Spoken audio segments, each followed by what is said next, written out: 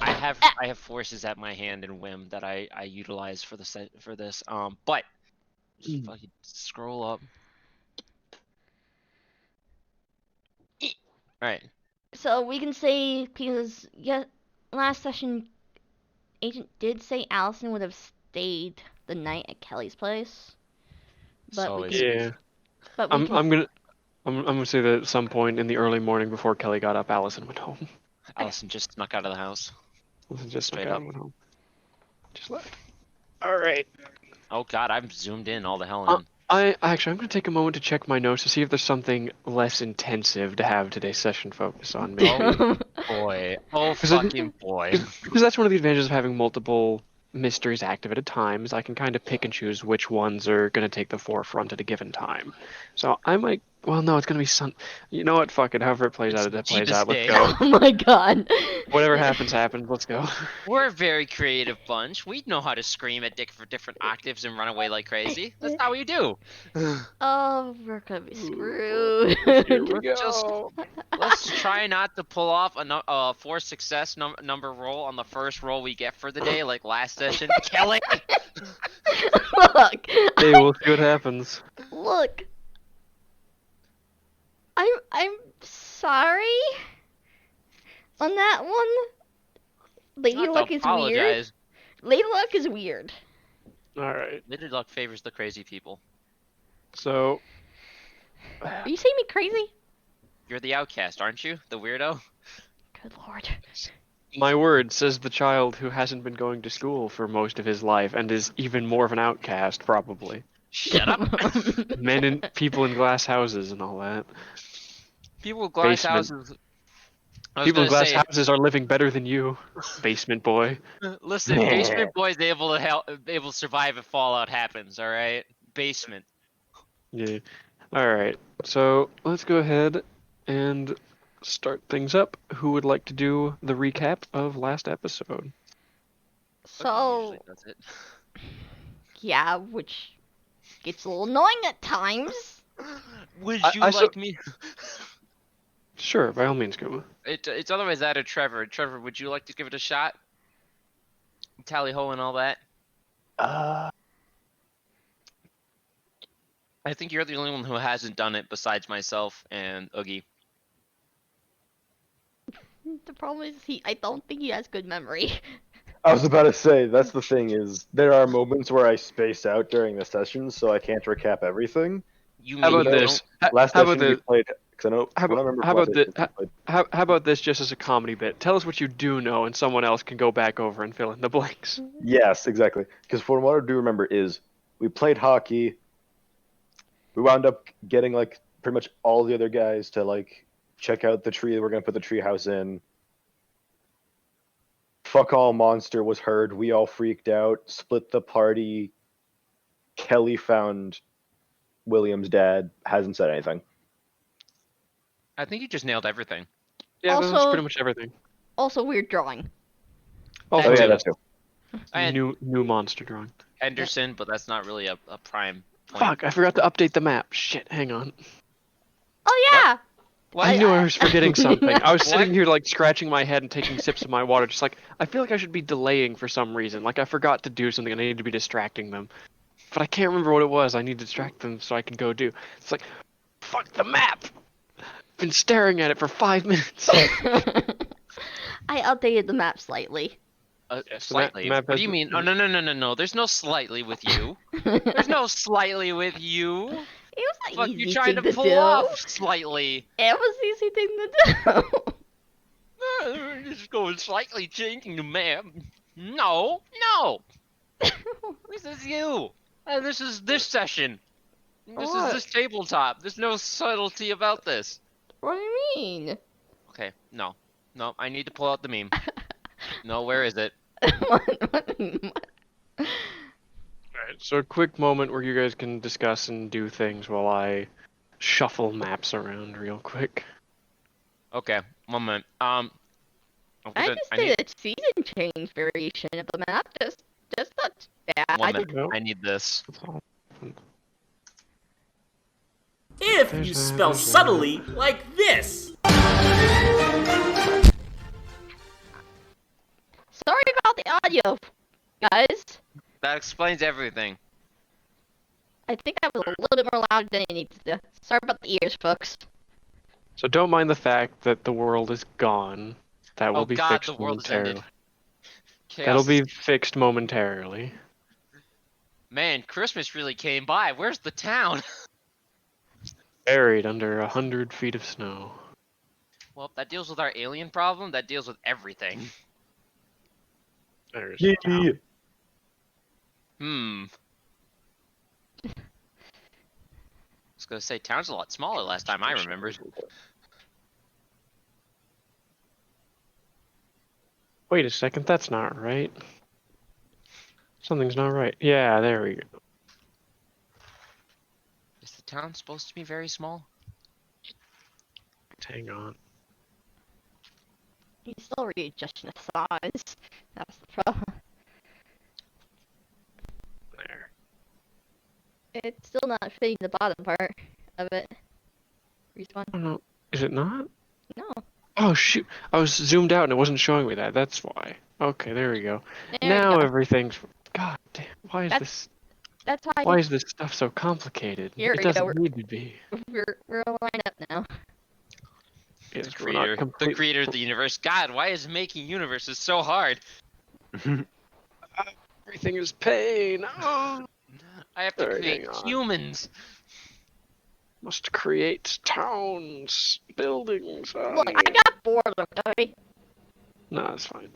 I'm trying to Alright, figure out what there's what that. you did. Well, we'll get there in a second. It's pretty noticeable Resize for a the small detail change. Oh, you still have one more. Shit. Yeah, it's needs to be moved one block over. Gets moved 2 blocks there we over. go. Curse you. All right. So now that's that. Now I need to make the new updated thingamajig. Ah, yes. The So thingamajig. hang You're on a fine. sec. It's PC. 2, If 4, you spell 8, subtly like this. 4, 2. Okay. Any other settings I changed? No, Actually, hold on, seems be right back. fine. Yep. Maps and backgrounds. Get the folder. Stop that. Get the folder. Grab these. Throw them in there. That should hopefully upload and not cause trouble. Proceeds to cause trouble.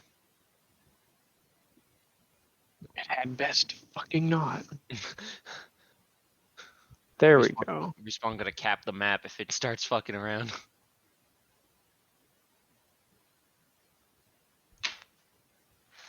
Punishments for those who misbehave. If it's not too, we can continue without the map. Respawn. No, it's fine. It's just taking half a second is all.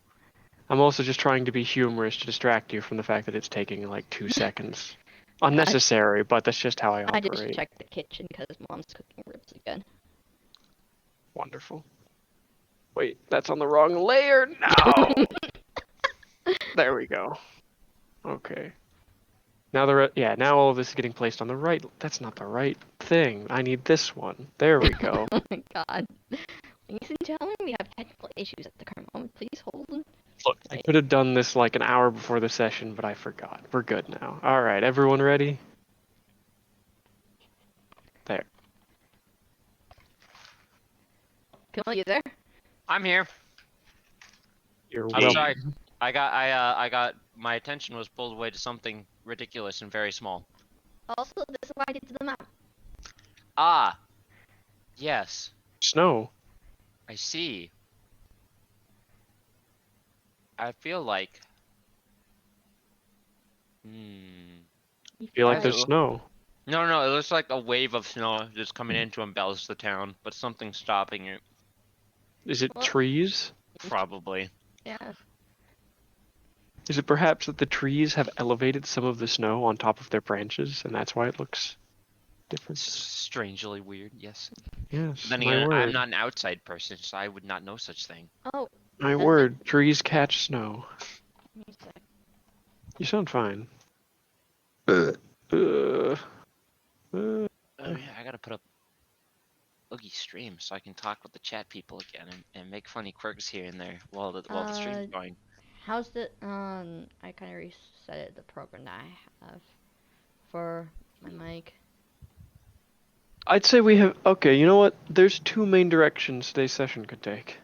Really?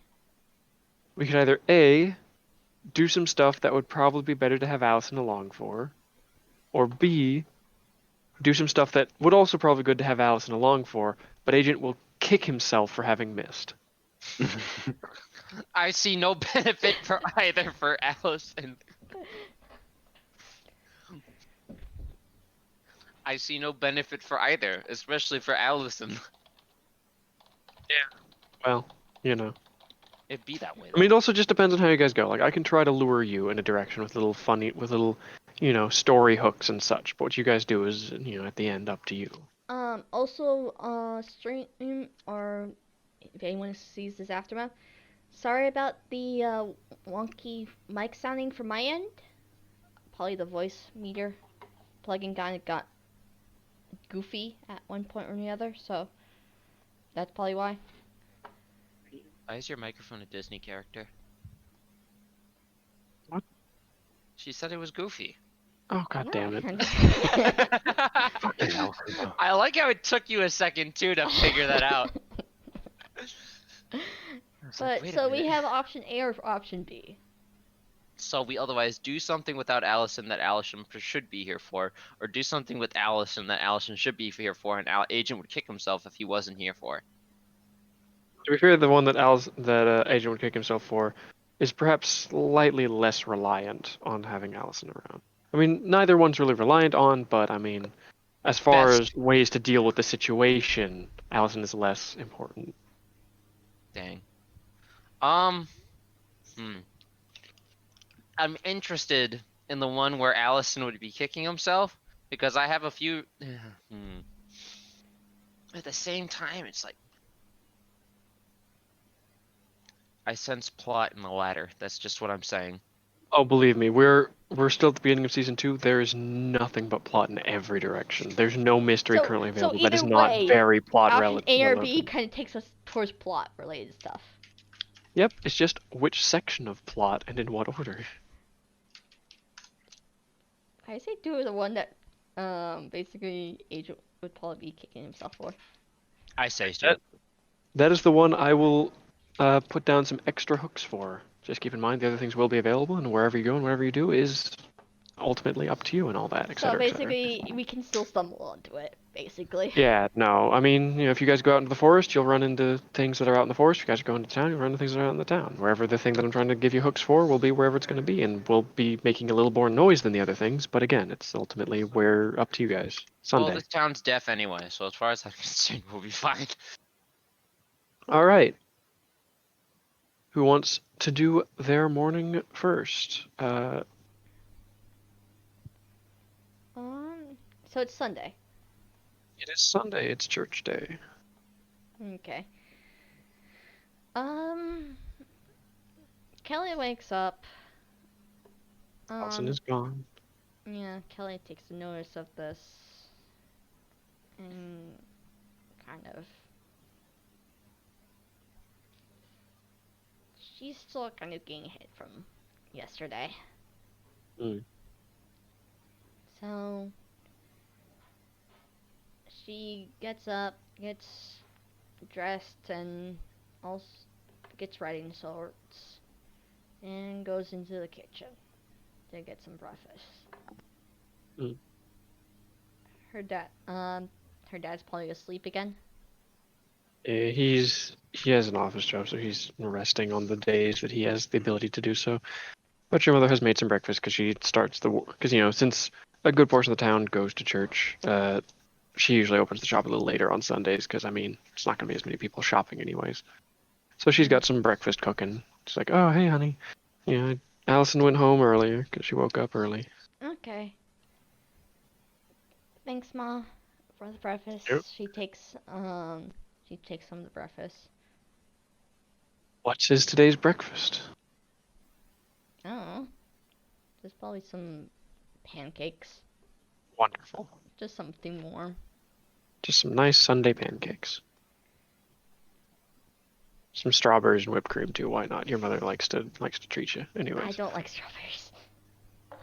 Well, some berry. I don't know. I like Chocolate chips. Sure. Um. Thanks for the host. Sorry. Um.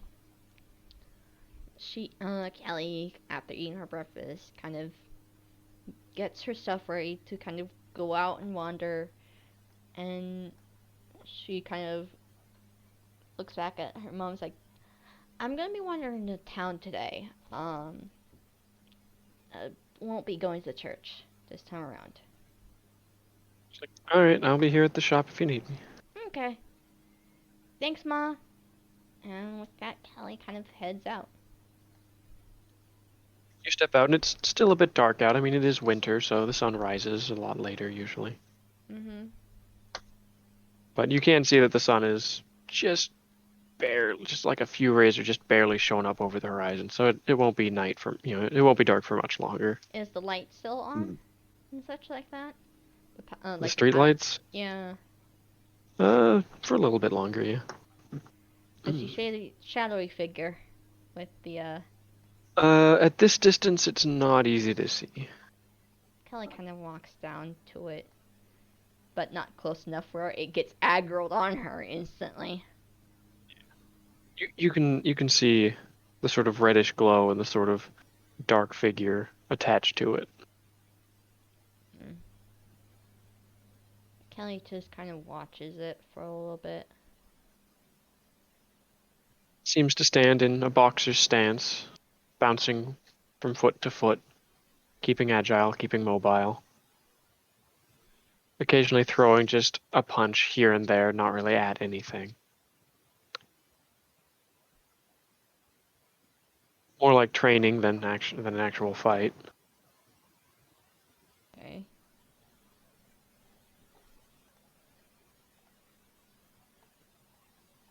Um. That's about it. Give me a sec. Yeah. Is this a sec like a little bit of a sec, or like you're about to?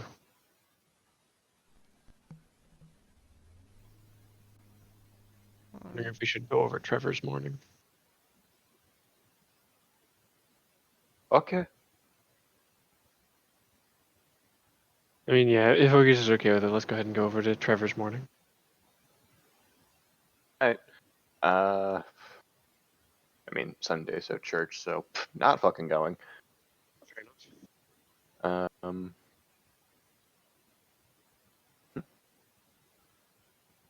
just going to probably get up, head downstairs for breakfast, and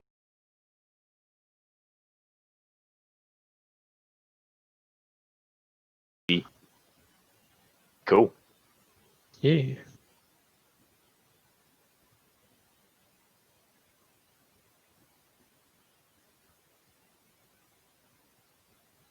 That's about it for you? Yeah. Alright. I wonder where Ogies went.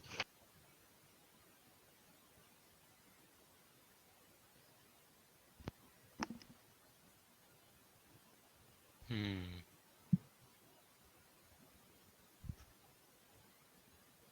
It's all good.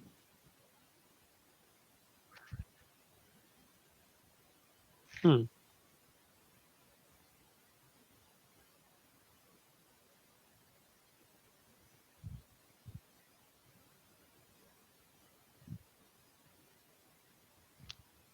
You good?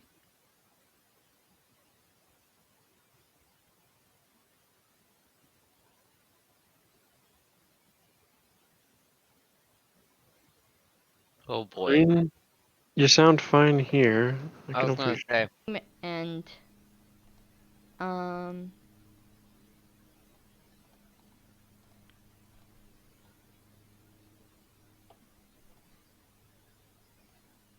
Stripe sounds fine too. Mm-hmm. It's the Wendigos. They get Okay. into her. I'm hearing like a faint audio in my headphones. I think these things are about to be busted again, which is like, no. Maybe. But for now, I think it's just you. It's just me? Okay. Yeah. I really... let me, check something. Alright.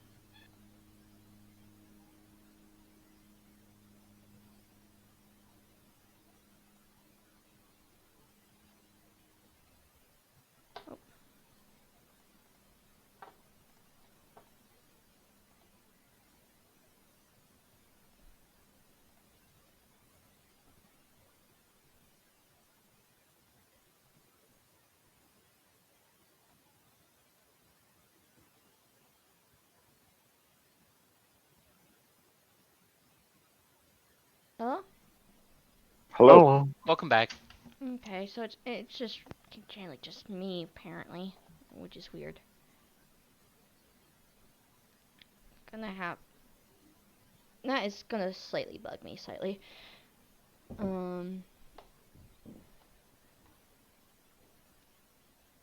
But, well, I'm good. I'm good.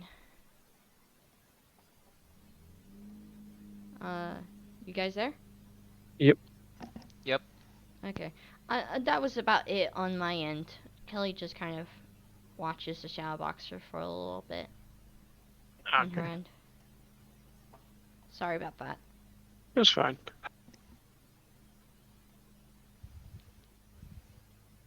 So, that was Kelly's morning.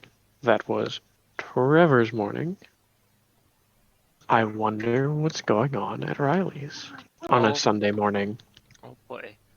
the day of church. The day of church, the day of Jeebus. Oh. Oh no. Riley's gonna wake up. He's gonna stretch. He's gonna look at the tally marks on the wall. Judging based off the tally marks, he'd figure out it's Sunday. So, assuming that mom would be gone. I And mean, you can hear her steps. oh, I can hear her steps. You can hear her steps above, and they seem a bit more agitated than usual. I can tell you that much without any need for a roll. Oh shit. Simply Oh. due to your experience. Oh no. Oh no. It's church time. So Riley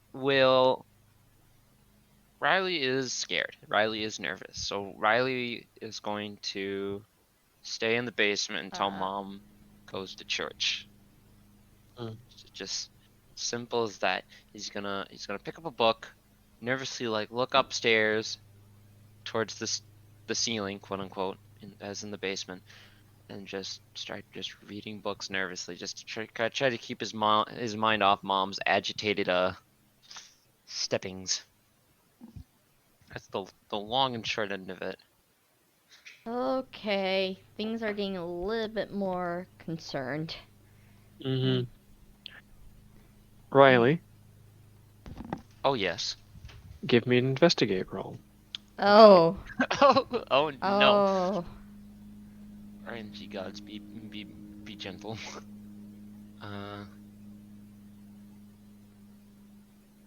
That kind of works. You hear something a bit more than just her footsteps. It almost sounds like the floorboards bend and creak, Mm-hmm. but this sounds a bit more than that. To the point that it maybe even sounds like one or two of them are snapping and breaking. Okay, we're going upstairs now. Uh. Riley's gonna put on his hoodie. Riley's gonna just mentally take a moment to like breathe and whatever. He's gonna gently go out the cellar and sneak his way around to the window and take a peek. And take a peek inside to see what's going on. Mom's treasured window to the church window to the preacher. That window? That window.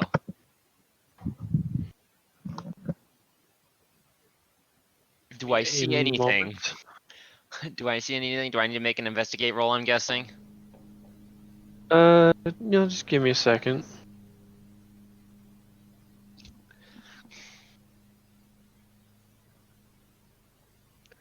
Trying to remember how to do things. Oh no. Hey Aw, guys, shit, if here we I if go. I don't make it, all of my stuff goes to Alice. Just Oh to my- mess with them. I'm just putting that in my notes. I'm putting that in my notes. If I die, all my shit goes to Alice. Also, if you guys hear any background noises, my dad's doing yard work. So. Hmm.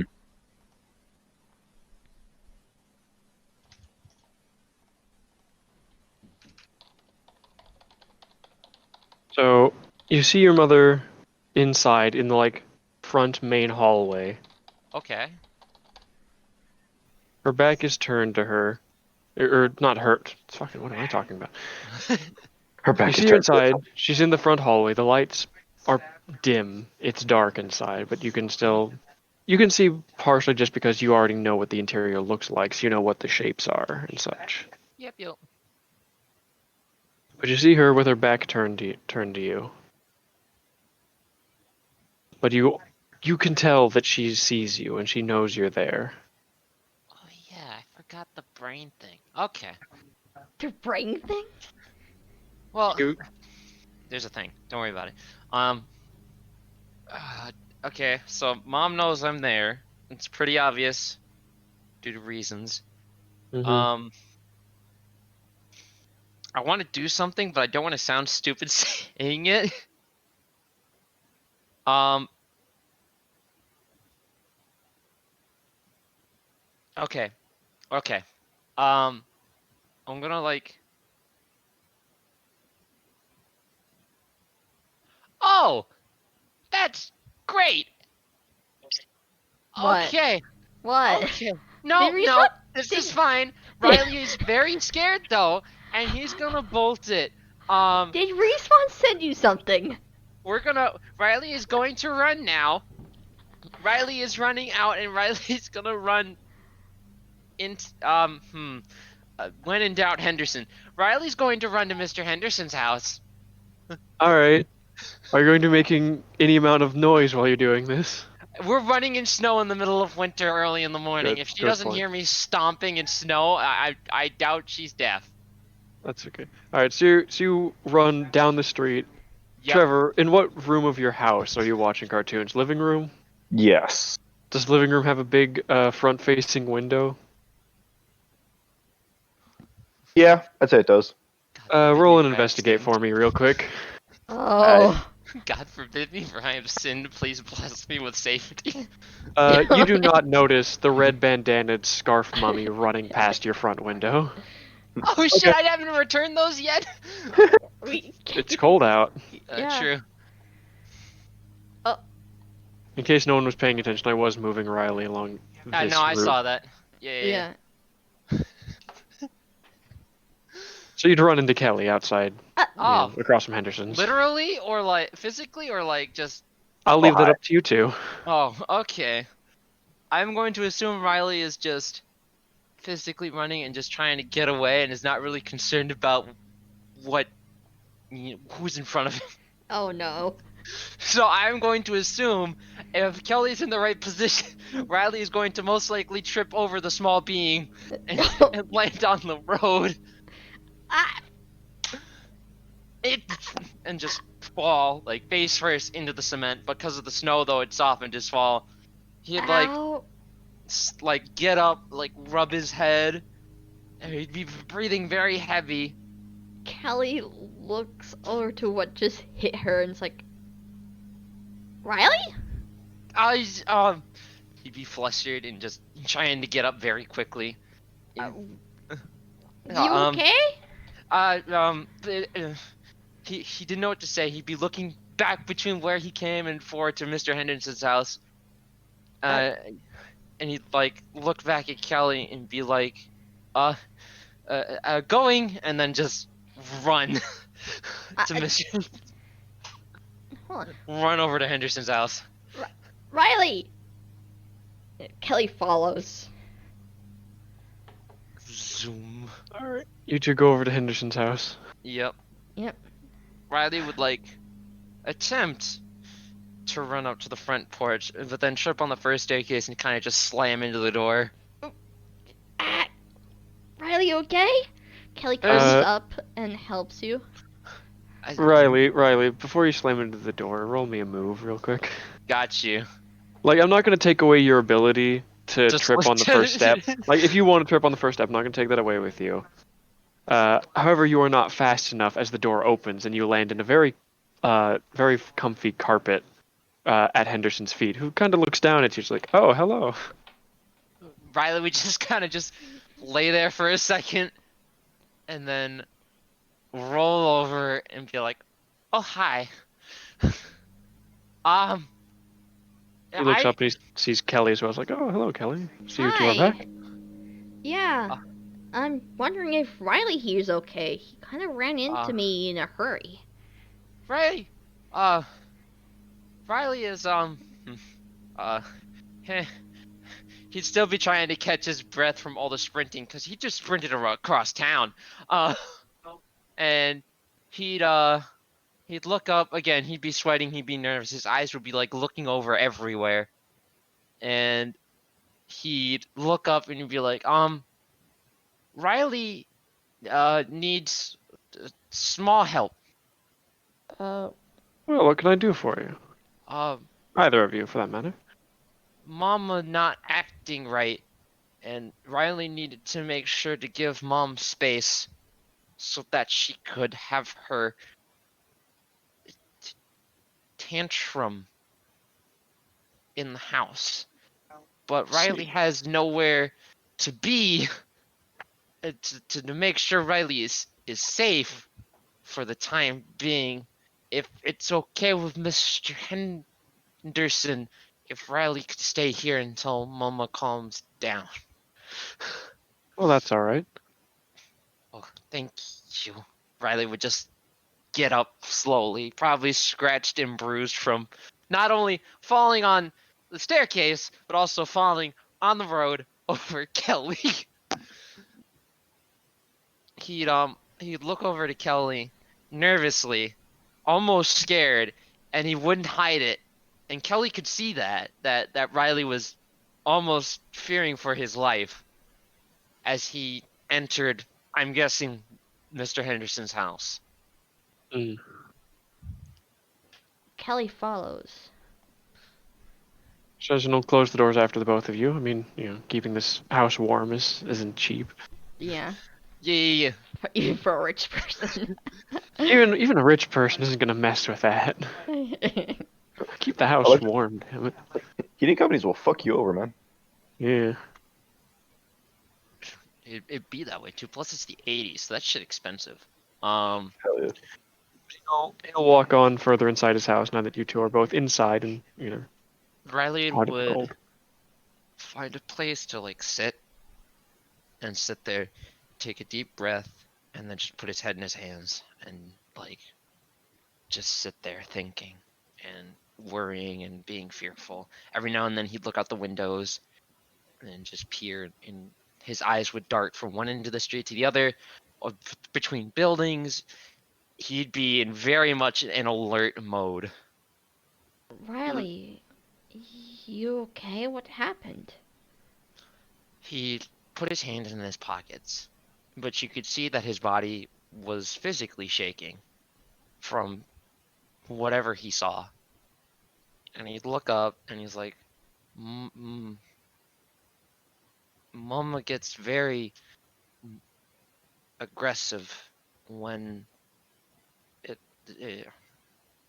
Mama's acting different than usual today. And Really? How so? Riley not able to say a lot right now. Mm. Riley want to make sure that he listens to Mama about certain things. But Mama warned me that this would happen. And Riley needs to make sure that Riley stays far away from Mama. Period. And he would just sit there and wring his hands, looking out the window. And you could see that with the certain amount of calm he had for being in the house, he felt somewhat safe, but there was still that worry in his eye. looking out amongst the streets and the alleyways of the buildings from the town. And he'd look at Kelly and be like, some things best left buried. Like I said, it's different than Kelly He- rubs her head slightly. Though I think sooner or later we're gonna probably unbury that stuff, intentional or not. Most likely by accident as well.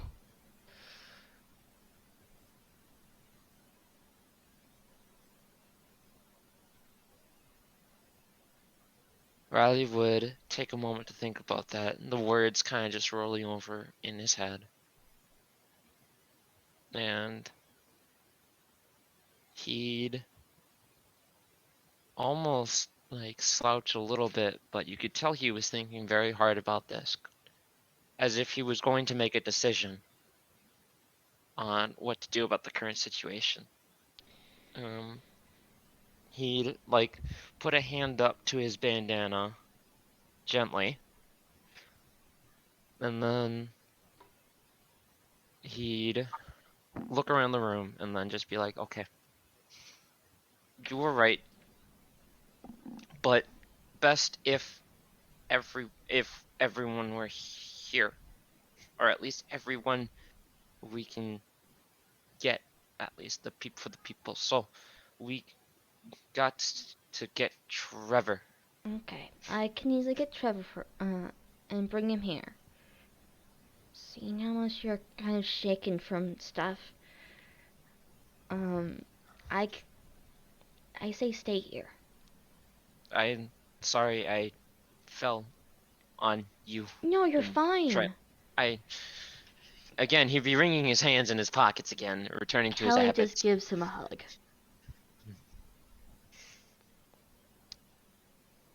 You'd sit there and take it.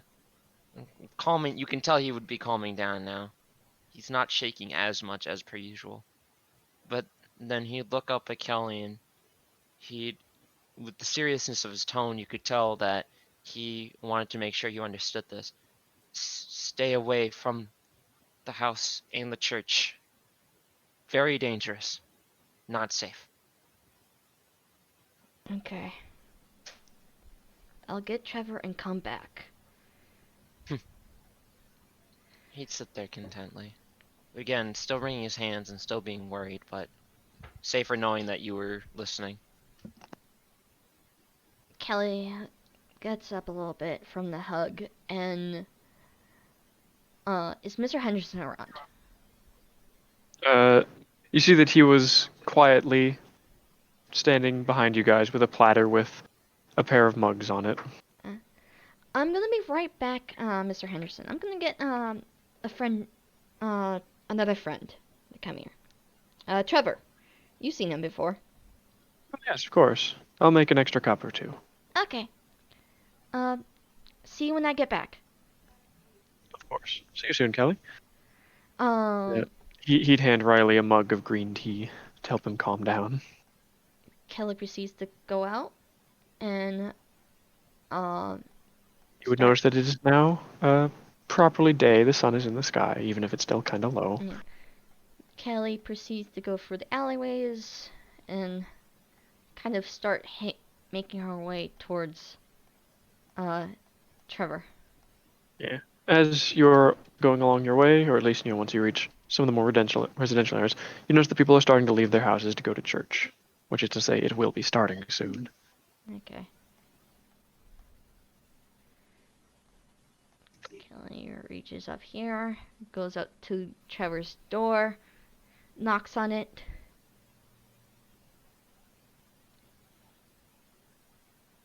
Trevor? I think we might have lost the radio man. You're lost. Once again. Kelly, Yeah? Kelly, do you look through the big living room window? Yeah. Trevor's passed out on the couch watching cartoons. Kelly slams her fist at the door. Trevor! What's up? There we go. There you go. He's awake. I can finally like come with. Riley needs help. On. Something serious kind of happened. Ran into him this earlier, and he actually tripped and fell on top of me, seemingly trying to get away from something. Great. Um, um, he's at Mr. Henderson's. He actually asked if he could stay at Mr. Henderson's. Kelly gestures him to come as well as she's continuing to talk. Mhm. Yeah. He said that apparently Eleanor's gotten a little bit more hostile and odd lately, but it was Oh, something lovely. she warned him about. Hmm.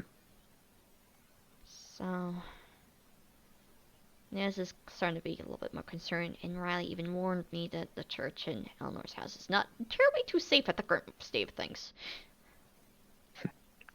More reasons to not go to church. And Kelly proceeds to go over to Henderson's, Mm. knocks on Henderson's door. The door opens and Henderson is there. Told you I'd be back. Riley would still be shaking on the couch, but more calm, and he'd still be looking out the windows and just scanning the streets. But he'd calm when you two would enter the room. Yeah. So Kelly drags Carrick in and brings him to where Riley is.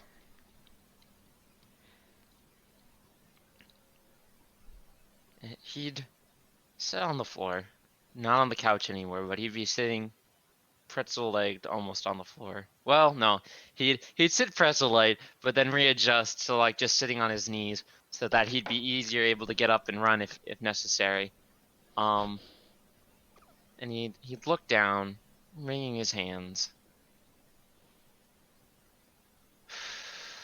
Take a deep breath,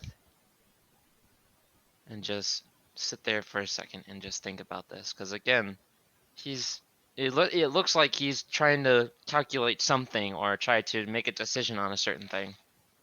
And he'd continue to go back and forth in his head, racking his brain continually, ever so continually.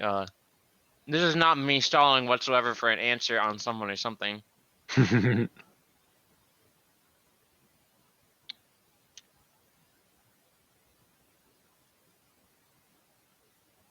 Ah, okay. What? I have received a little bird, and they're telling me things, but that's not the point. But Riley would look up, cross his fingers that nothing goes bad, and that he's not breaking anything. And he'd look up and, slowly begin to say something. Riley not sure how much I can tell you at this point. Because, like, I told Allison in the forest, and like I told you, is best if Riley makes sure that something's left buried. But Color Lady brought up good point that some things unfortunately will come up and haunt me when they do. And that I should be ready for it.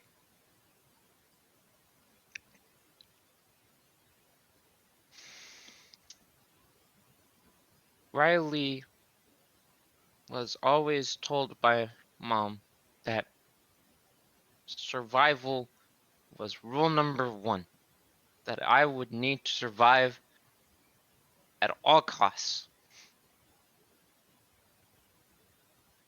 And at some point, Riley would even need to survive from her. It is not safe at this point for me to be around Mom. She is not currently in a good state for me to be around her. But problem is that Mama is not only after me. Mama after people in church, but not sure who. All I feel is that church is in bad danger. And he'd sit there shaking, hands kind of just digging into his upper thighs, and he'd kind of just look down, waiting for whatever to happen. Kelly rose the back of her head and was like, well, if a song indication would be our best guess, then our guess would be Father Mackenzie. The priest of the church. Riley would would look up and nod and be like, that'd be best guess. But like I said, house in the church, not safe. Bad danger. But not sure where else to go.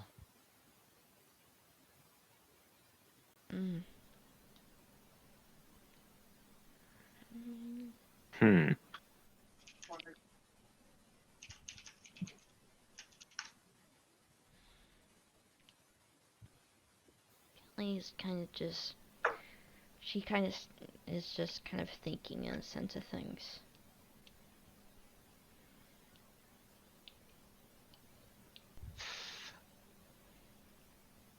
Well, I would look down and like tap his fingers, just trying to think.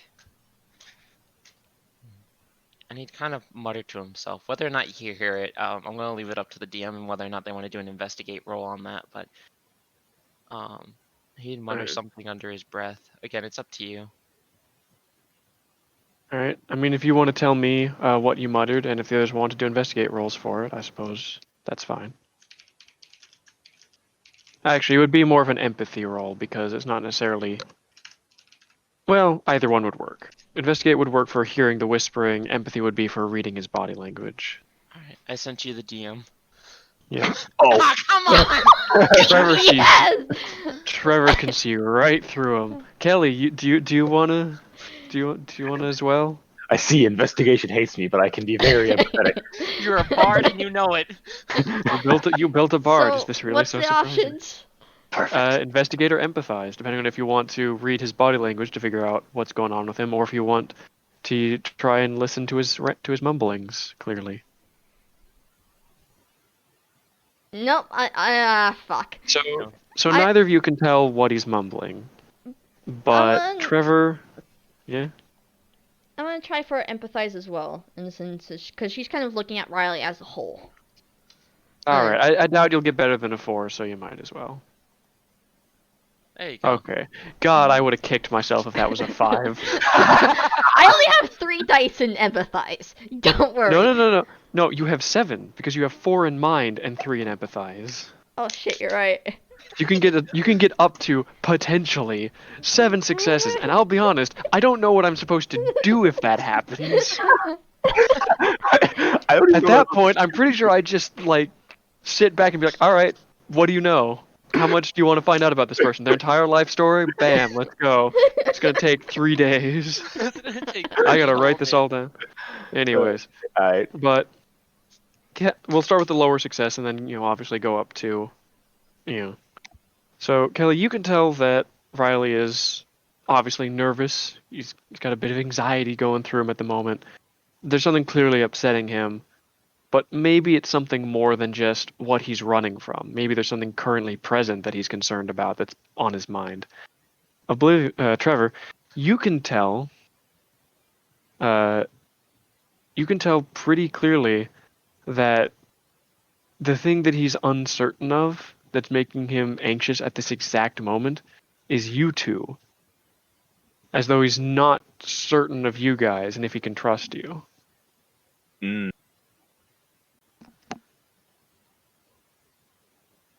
I see. He would sit Also, there. you can change who you're typing as in the bottom right and such.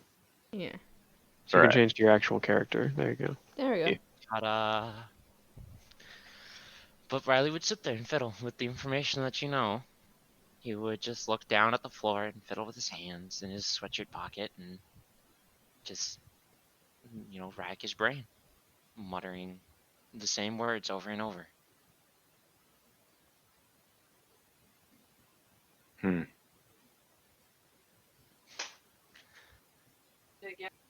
Not easy to say, is it? He'd nod slowly. Understandable, honestly. I mean, known you for like what? Few months now, maybe. Few weeks, actually. Yeah, I was like, fuck. How does time work again? Yeah, few weeks. He would chuckle, and Maybe a month at most. Riley would look up and be like, "But been through a lot in short time." That's certainly Yeah. true. Surprisingly enough. Riley would kind of look down and look at his hands, contemplating what to do next.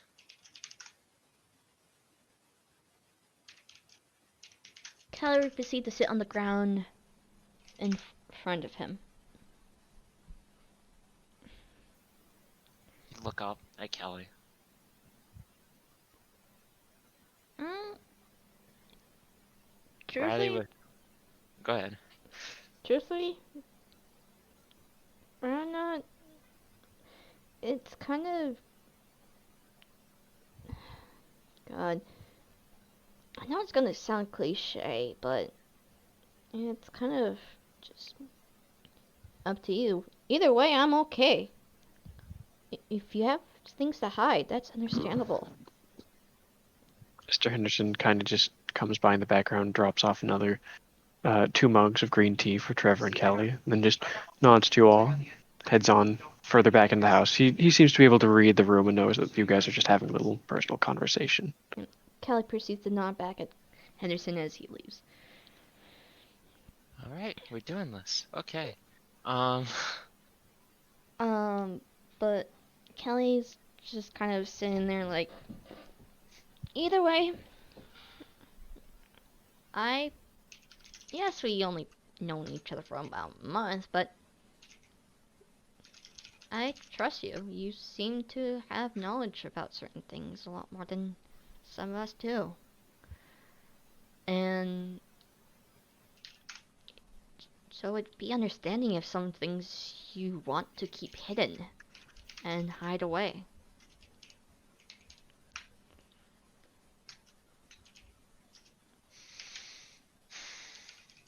Everybody has their reasons for hiding stuff.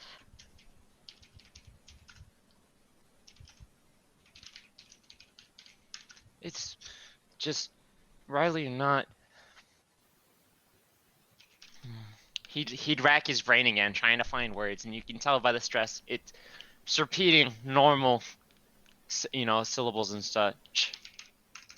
And he'd look Kelly up. puts a hand on his hand, or an arm, wherever it is available for her to reach out and touch, and go.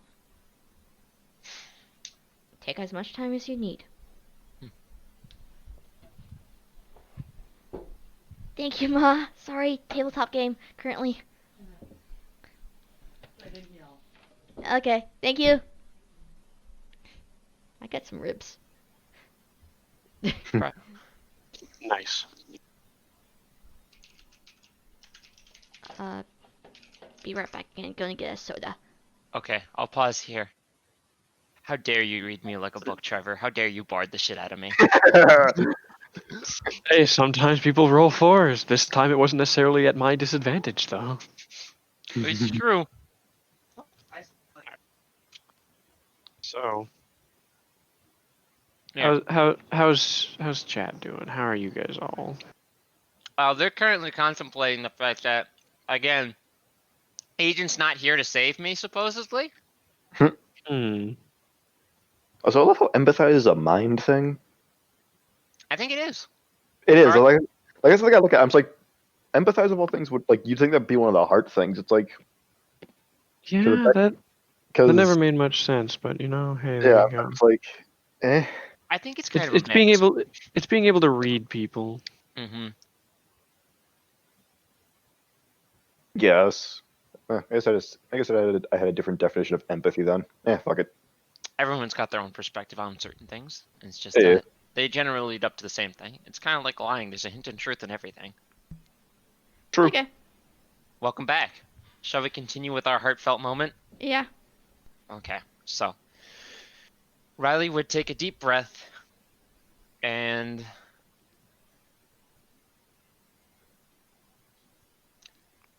okay.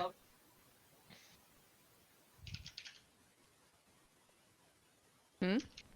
Give me a second. I'm reading some notes right now. I gotta make sure I get everything right first before I start spewing on. I might have written him like a little notebook to refer back to about some things. Yep. Okay. I mean, you guys already know that early on I did give him some important information since he was going to be an NPC that showed up. Because he's playing as what was going to be an NPC role that was going to know things, and so now I have him as as a player character that knows some things, and now he has to refer back to those notes.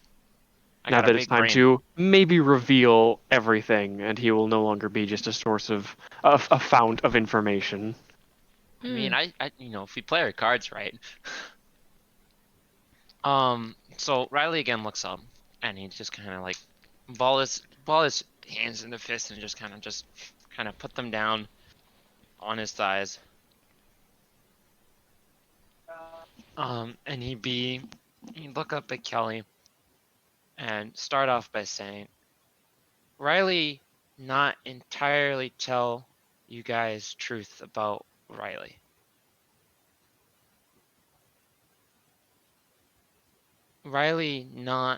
Riley said truth about not being from around town is true, but Riley Riley did not explain everything.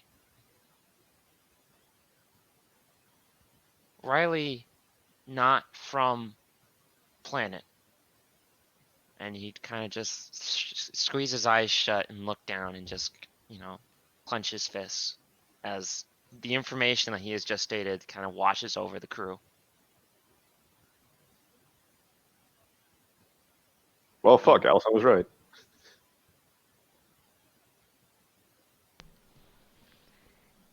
Um. Kelly doesn't seem bugged by this at all. Riley then stutters and then he Riley he'd kind of go around with his words and stutter and then finally just be like, Riley not human is, well, Riley have very complicated pathline. Riley very confused, but Riley is not entirely been truthful. Riley is what most would call and he'd struggle with the wording of it all and then stutter out what you assume is hybrid. Riley is only half human. Wait, before I make that joke, let me check how old the movie is.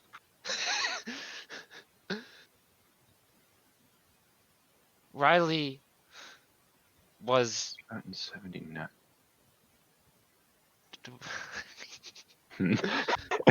What joke are you going to make before Totally I wasn't- continue? Totally wasn't checking when Alien came out or nothing. Oh my god. Came out in 79, so I think I'm good. Yeah, I think you're good. So But- no green blood. Riley would just kind of tilt his head and look very confusingly towards Trevor. Just like, what? Movie I watched with my sister once. Creepy as hell. Don't worry about it. He'd kind of just look back and just be like, oh, okay. But, Riley would, he'd look up and be like, Riley, other half, not of this world. But Riley is half human. Okay. Well, I kind of look surprised that you guys are okay with this, but continue on. When Riley, We're already okay with the concept of aliens. You're fine. yeah, I mean, What? we just encountered a spaceship, so. Riley would nod and just be like, yeah, that makes sense. But Riley would continue. Riley would kind of struggle with his words, but continue and say, when Mama first came to this place, this planet, she made sure that when Riley was hatched, Riley would be safe. So, Mama always protected Riley, and Mama always made sure Riley knew human culture. Okay. But Mama is always warned me that one day Mama would not be herself. Mama told me that when that day came, Riley needed to survive and be safe.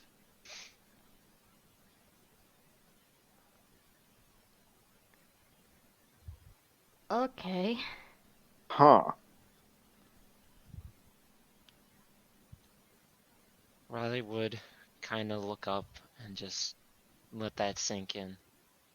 And he would kind of look towards Kelly Mosley, but a little bit towards Trevor and be like, questions? Hmm. So, in a sense, she already knew this day was gonna be happening sooner or later. Mama, very old by our species time. Ah. Unfortunately, our species has a tendency to go very aggressive and animalistic.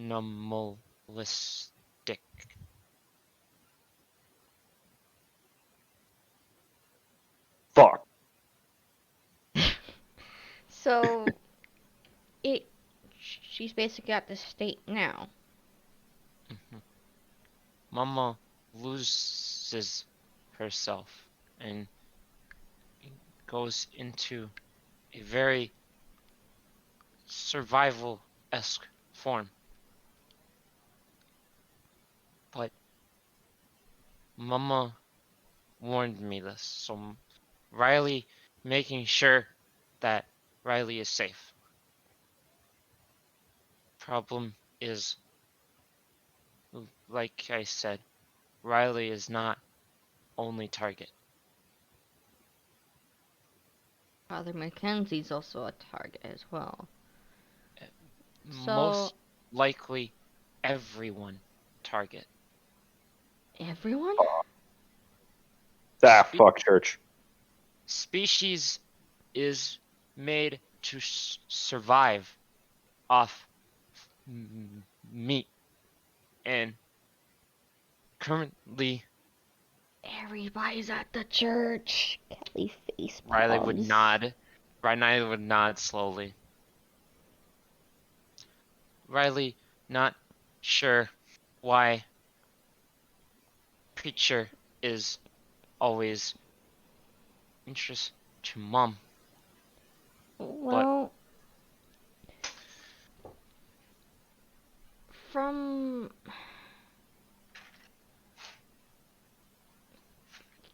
I mean, he was there for her quote unquote funeral when she apparently died as a human standpoint in our view. According to the rest of the town, yeah. Yeah. So seeing that person up and actually walking around again may cause you to have a few questions on how they are in that situation and so forth. Riley would kind of just look out the window once more, and from the floor. Obviously, he wouldn't see much, but it was just for habit's sake. And we'd look back. Species made to hunt. So, mom, very dangerous when in this state. And she's probably gonna be attacked. God, I know what you said it's dangerous to go there, but good lord, knowing that a good amount of folks are in the church right now next to your mom's house, and seeing how she's in a very dangerous state, can't help but be concerned. Riley would look at Kelly with a worried look. Mom, not human. Mom never was human. So, mom, not hunt like human. Mom, Oh, mom, hunt like animal. does she actually have a form that doesn't look human? He would nod. And he would try to remember anything from his books, and he'd look up, being somewhat realizing what he could compare it to. He'd be like, Mom, my species like mantis. Mmm. Oh, Mm.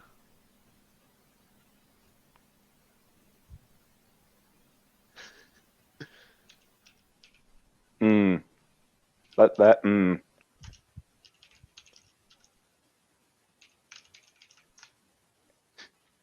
in the insect rock, those are pretty dangerous. Mm-hmm. Mama have arms like mantis. Mm. Mama, Okay. mama have other body bits like mantis. Mama Uh, acts like mantis.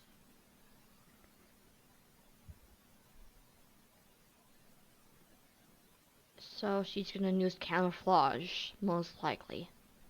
Mama hunts. My species hunts. So has a more personality set of like a wolf or a more actual hunting animal, but has an appearance toward to a animal that uses camouflage to hide and hunts their prey that way. Then, Riley would kind of nod. Mama taught me to hunt when first came to house.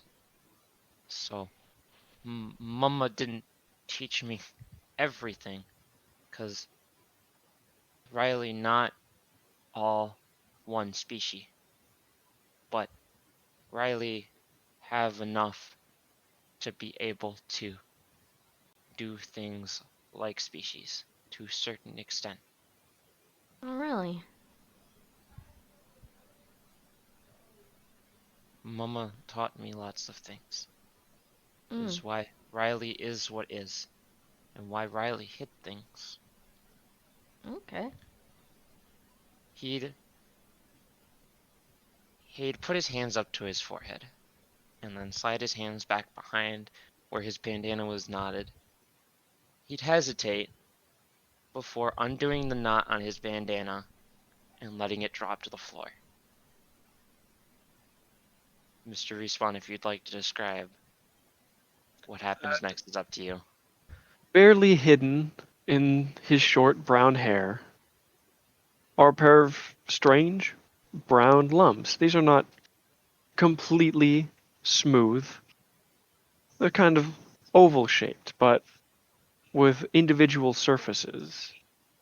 The same way that, say, a D20 has multiple surfaces, but is still for the most part round. But there are a lot of these little surfaces on these round oval bumps on his forehead. How many are there? More than is easy to count.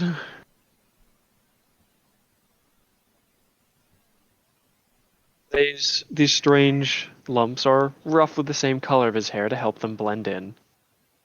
And they even extend a little bit far enough that some of these surfaces even look behind him to a small degree. Oh. Riley would look with his now full vision and kind of just stare at the crew. Too much is bad. That's so cool! Ah, Jesus! Riley would kind of jump back a wee bit. I think Kelly's figured out what these things are. Riley would just sit there very confused in front of the very excited Kelly. So this whole time you kind of been just blinding yourself in a sense of things with a headband? No, Riley still see normally. It just not comfortable with bandana on. Riley has two sets of eyes because he's a hybrid. Riley just able to see better with all eyes uncovered. Riley just prefers if bandana is on because not normal. That's understandable. Yeah. Yes, Riley's able of seeing in every direction at once, but can see more clearly what's ahead of him. And Riley would just kind of grab his bandana and just hold on to it, letting it slide through his fingers gently, and be like, Riley, like Riley said, Riley hybrid. So, Riley half mantis, Riley half human. So, Riley has attributes of both.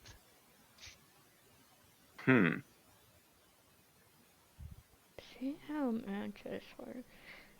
So that probably means you're probably a fast hitter in a sense of things. Uh, Riley kind of just looks down and just kind of pokes with it. He pokes his two fingers together and be like, hunting small game, easy, yes, just But larger environmental. Yeah, stuff. Yeah, larger stuff is the problem. Riley would like. We'll see. We'll see if this works. Respawn. You tell me if All if you're right. able to describe. Riley's just gonna like pull up his like pant leg, and All right. By we'll all see. means. I'm going with it because they're Yeah. asking about it.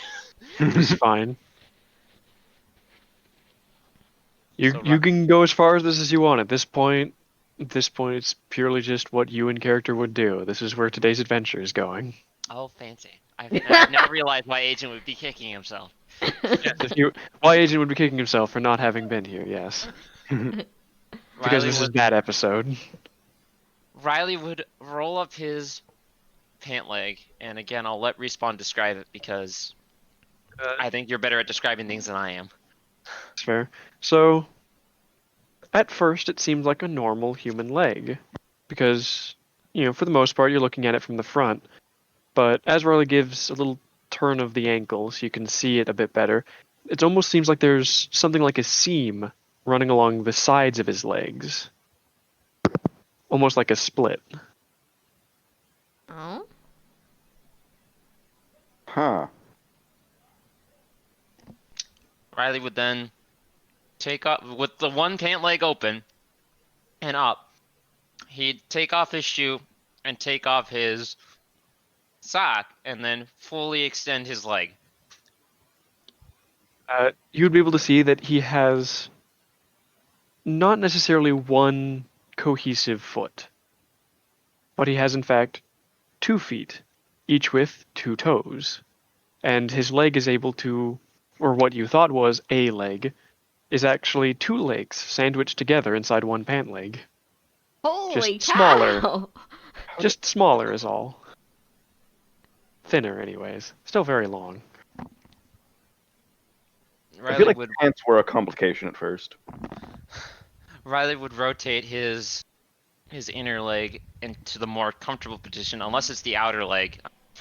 Still figuring that out. Moving the foreleg to the front I'm gonna position be and the laughing back if Mr. leg to the Henderson back walks position. in on this. You can Sure. hear him playing with that large dog you saw last time you were here out back. So Riley would rotate his leg into a more comfortable position behind him, but then just let it rest as it is. Yes. And he'd Back look leg in the back, foreleg in the front. So Riley would then look up and be like, "This is more comfortable." But to pull off normal look, Riley have to fold leg. Okay. Interesting. Riley would then collapse his leg back into human mode, quote unquote, and then put slide his Sock. pants down, sock, shoe, Sock, shoe, all that fun stuff. and then he'd just sit there again and just kind of look up and then be like, "Hee."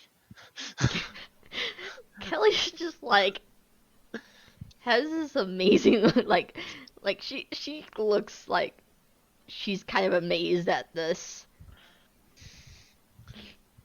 Riley would be a little bit concerned about the amount of emotion she's putting out, but then just sit there and Kelly, you okay? Yeah, I'm fine. It's just really amazing.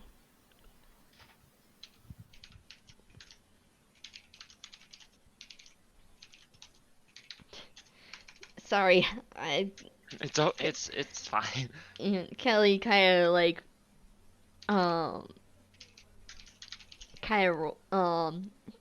puts your leg goes into like a ball position while sitting and just like, sorry, maybe hanging around Henderson a little bit too much with his stories. It got me into a state of anything can be possible type of deal. Riley would kind of just, hold on to his arms and up at the bicep and be like, Riley is able to do other things, but Riley not sure.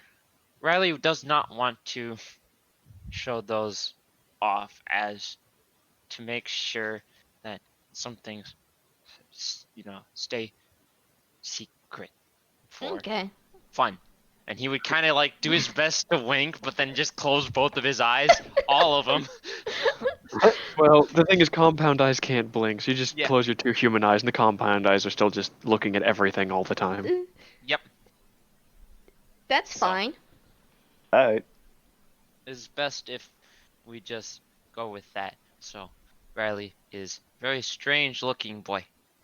Yeah. I have no problem with this. Kelly looks at Trevor. He's an odd lad, but a friendly one. I'm glad I never actually made a bet with Allison. Fuck. Riley would look to Trevor being like, the fuck?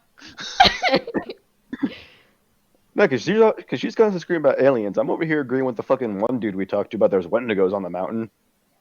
Fuck, man, alien first. Good thing I didn't make a bet with her. Riley would kind of just look down at the floor, kind of staring off in his face and being like, dang. Allison Dang. probably flip out if hearing about this. Probably. I Well, too bad he ain't here. mean, Literally, session's gonna end and we're just gonna all ping him and be like, "You are right." He's gonna be like, Well, I sent him a link to the stream, so if he's not watching it now, he's missing out. But Riley would kind of just like sit back and just kind of look towards the window and be like, "What do now?"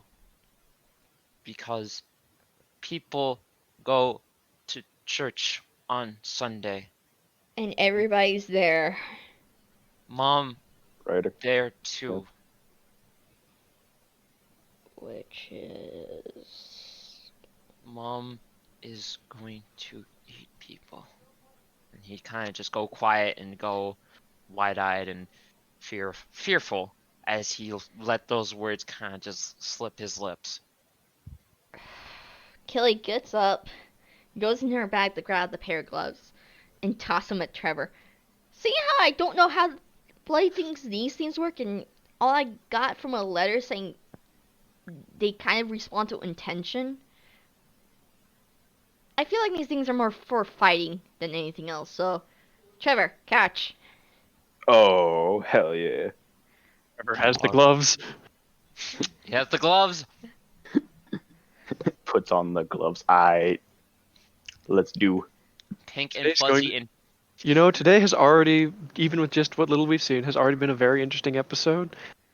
It's only gonna get better. I have good feelings. why are fucking okay, why is half of your chat trying to be Space Marines? Wait, I guess I guess they just like that. That they're just they're into that, you know. Are they trying to get the heavy flamers? I think they want to kill me because now I've revealed that No, I'm don't half kill alien. Riley. Don't kill Riley. Riley's a friend. He's a friend. And bug. Look, if I were running some sort of Warhammer campaign, yes, I'd advise that they kill him. But this is an '80s mystery. This is Goosebumps, and he's friendly. All right, look. All you So- fools acting like you've never been to a book fair before. Oh, Kelly, stop. Just Those, fine. those elementary school folk. So, do you know whether or not you're gonna be getting into that state your mom's currently in now in the future? Riley not- would Riley would shrug. There's only one like Riley. Riley That's- hybrid. That's true, so who knows? Riley not sure what Oh, DNA has been mixed in, what DNA not mixed in. the chat have clarified. It's not Riley they want dead. Oh, I see. Oh my god. Like I said, are they getting the heavy flamers? They're calling my mom a scythe.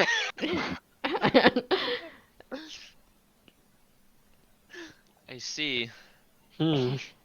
Alright, so continuing on, what is plan? Save the town.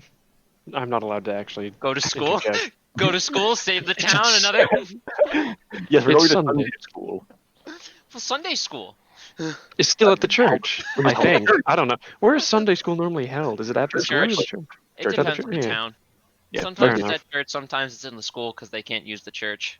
Man, whatever. You guys don't have Sunday school, anyways. There's not enough people manning the church for Sunday school. There's one dude. It's true. Old mass, no. So what plan? We go. Well- We go. Yeah, but the problem is we don't know what we're gonna be able to do. Riley, do the would you best like I can. Alright, The well, first sound part of rolling dice to me is music in the air. No, Respawn, no. Sorry, I'm having a DM moment. Riley is now a sanctioned Xenos. Oh, I see. Hooray. Yes, heavy flavor. Perfect. That's exactly what we need right now. You know what we do need? The penumbra gun. Remember when we stated this wasn't going to be necessary? It's still It's busted. broken. Oh yeah, you're right. Can't use it anyway. But Yeah. nah. So plan right now should be make sure our Lab! families aren't. Oh, okay. See if there's anything in the lab we can use. I mean, The, Sure. The skeleton. Yeah, Jerry. what about him? He was Jerry making the his way to the man. lab. Oh, I. Jerry might be able to help us stop Mom. Yeah. So I say we kind of book it over to the junkyard right now. I'm gonna tell Henderson we're gonna be heading out and such. Riley would quickly put on his bandana. Um, Kelly runs out to the backyard. Henderson, Roll me investigate real quick. Yo, Henderson's dead. No. You're able to spot him. He is currently a foot deep in the snow with a very large white dog laying on top of him. Huh. Kelly walks over. Henderson, you good? Oh, I'm fine. Just a little pinned at the moment.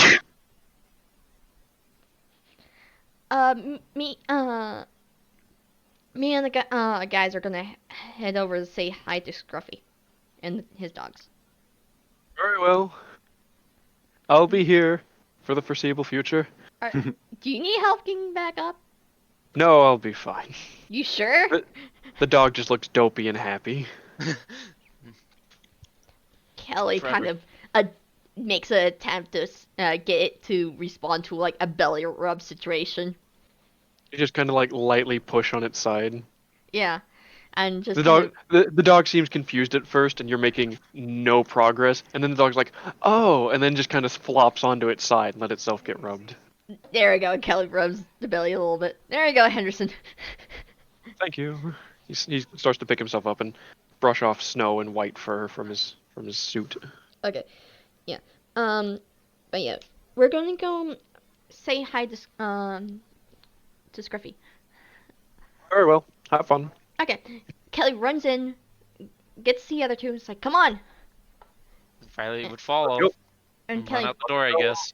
Yep, and Kelly proceeds to run down the street. All right. Trevor, you following? I said okay. Let's go. Get over Yeah, here, move you your cube. dude. Move Oh, your guy. fuck, We out here. It's a board game. You do board things. Oh crap. Keep booking it. Duh. Man, He's also Buster- looking around to make sure there's no one actually following them at this current state of things. There's not. As usual, it is a Sunday, and the Badger and Weasel guys seem to have the day off. But- You guys make it to the junkyard. By around this point, again, the days are much shorter because it's winter. The sun is about overhead, and will probably start descending again sometime soon. Kelly goes over to run over to Scruffy's office. He's in his office. He seems to be fiddling with something on his desk. She knocks at the window. Scruffy! Looks up and looks over, like, "Oh, hello." He seems to pick something up from his desk and, kicks off the floor so his rolly chair takes him over to the window. And he holds up a little like one of the Wright brothers' original planes, but like a tiny model in his hands. Like, look at that. Oh, that's Just really finished this. cool. Fancy. He sets it down. He's like, "So, how can I help you?" We need to use the lab. Oh, Yeah. Riley would look over to Kelly before she says anything and be like, "Eh." be less descriptive, please? You need the lab Sorry. or Uh, something kind of came up to my. I want to see if we can find some more information about something. Riley would just do the comedic, like, wiping of forehead. Well, I mean, I suppose. In case you think you missed something. Mhm. He gets up, gets his keys from the wall, waddles over, opens up the door, steps out of his office. He kind of pats his leg, and you guys see Spike first, being the younger dog, kind of bound out, looking happy, and then Rex slowly afterwards. He's a lazy older dog. It's like, all right, let's go around Okay. to the car wash. Okay. He walks with the dogs close at his legs around to the car wash, and he bends over and he undoes the lock on the big garage door, and he Kelly grabs looks and he around and see if there's any lifts it up. slugs. No, you don't see any. Okay. He steps over into the elevator, and the dogs come with him. He looks around for a moment, finds the little elevator Kelly control thing. follows and is really close behind in the sense of things. Yeah, I'm assuming all three of you have followed him. Mhm. Yeah. So he opens up the secret side panel on the little control-y thing, and he presses the button for down. The garage door closes so no one can see into the elevator, and the elevator slowly makes its descent down into the big warehouse area that is the lab. Eventually it settles into the floor as it does. The dogs go over to their nice little dog beds, and Scruffy goes over to the slightly office-ish area to sit down in the big comfy chair over there in case you guys need him. Kelly quickly makes her way to the office and see if she can look around for anything useful in the sense of blueprint wise or talk about anything invention wise. All right, give me an investigate. Nope. Fuck. I don't find anything. Mind if I give it a shot? You're Yeah, welcome go. to. You only find two things that seem to have any two blueprints that seem to have anything resembling the ability to do harm to another creature. One is the penumbra gun, which of course is busted.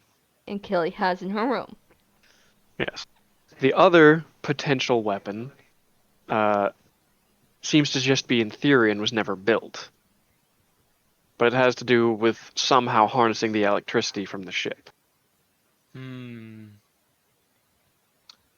Riley would take the blueprint for the penumbra gun and hold it out for Kelly to take and be like, keep this with gun Okay.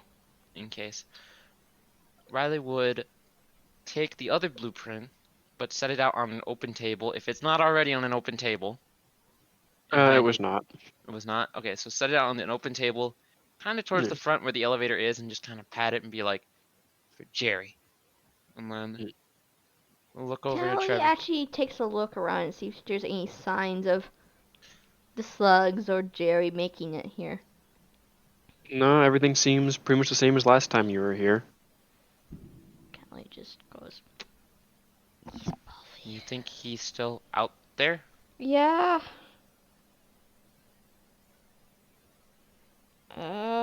Great. Okay.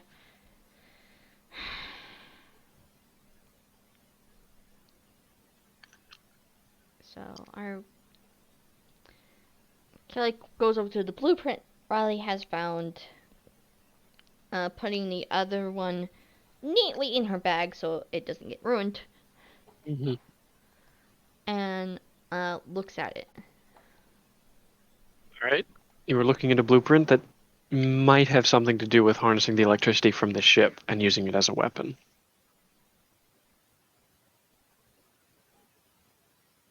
Riley will look over to Kelly and be like, not sure if anything else would be here to help us. Great. Okay, there goes that help. Yeah. Unfortunately, Ted's dad was not necessarily in the militarization. Yeah. He wasn't a military scientist. He's the scientist in the movie that makes cool things that then the military steals and turns into weapons. He was not going out of his way to make weapons at any point. Yeah. Was not the Tony Stark. Well, Yeah. Damn. Wasn't the Tony Stark kind of mad Kelly wasn't scientist. exactly thinking of full-on weapons to destroy her, but Destroy the world. or kill her, in the Mhm. sense of things.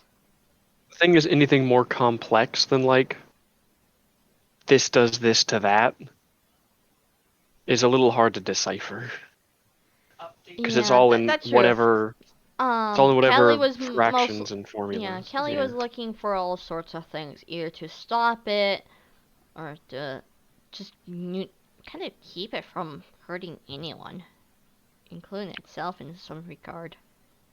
There does not seem to be anything about it. As far as like, okay, give me another investigate real quick to see if you can find any notes on, you know, There Riley we go. and Riley and his mother.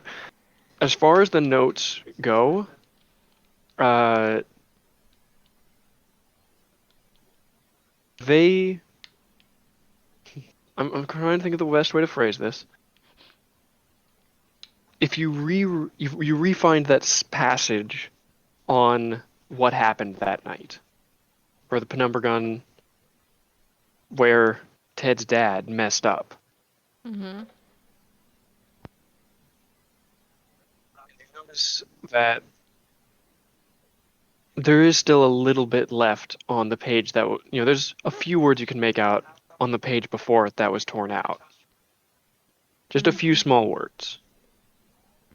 But what these words convey is that whatever they were up against, they had, they had been able to Also, detect problem, the journal's at her home, in her room.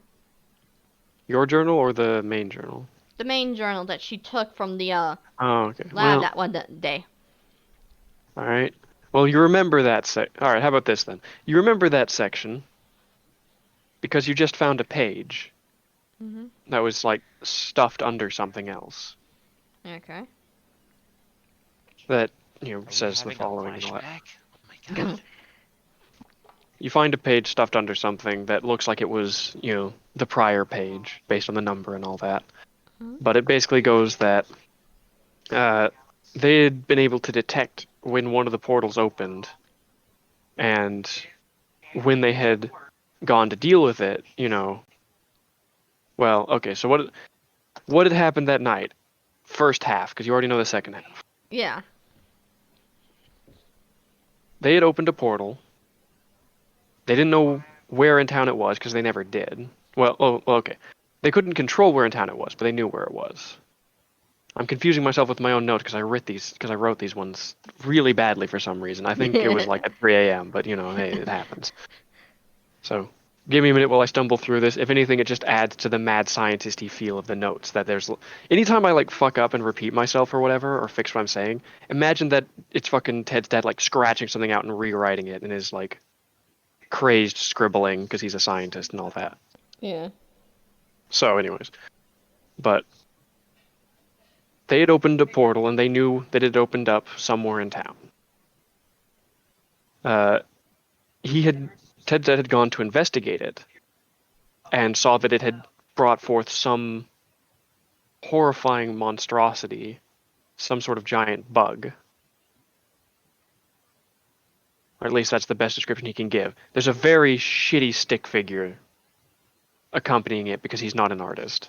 That looks, kind of mantis shaped. An attempt was made. He's not good at this sort of thing.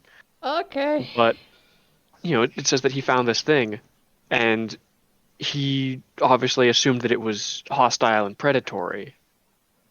So he went to the church to get Rosie, then brought her back to the lab, where he gave her those gloves, got the penumbra gun, and then they went out to fight it. But he has no idea where it went and was unable to find it afterwards. Right. They had that one attempted fight with it that ended with Rosie getting zapped, and then he was never able to find it again after that point. He never found out if it was alive or dead, and as far as he knows, it may have just disappeared. Okay, so these guys have bumped into possibly your mom before. Okay. Oh. Yeah. Oh, fuck. Yeah, kind of. Riley would just fiddle with his hands in his pockets Okay, again. okay. Kelly's kind of going back and forth a little bit, just thinking on what to do. Riley would look over to Trevor. We have gloves. Maybe fight with gloves? We don't even know what those gloves can do. Trevor box. And he kind of just make the mock gesture of just like punching the air weakly. The only thing I do know is a note that kind of said they kind of react to intent. All right. Riley not sure. Give a shot though. For town.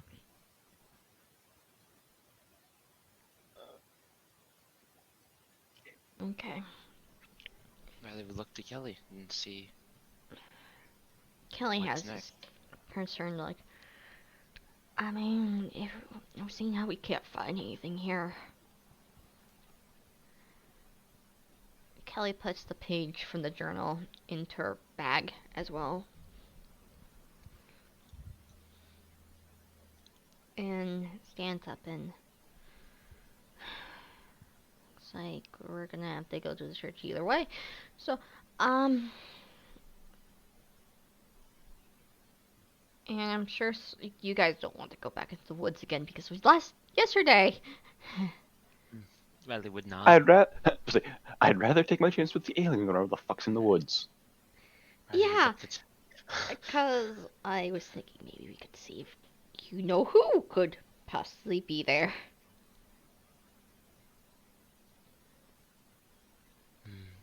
Riley nod. Plus, I'm pretty sure the borderline rampaging alien is the more pressing matter here. Yeah, I know.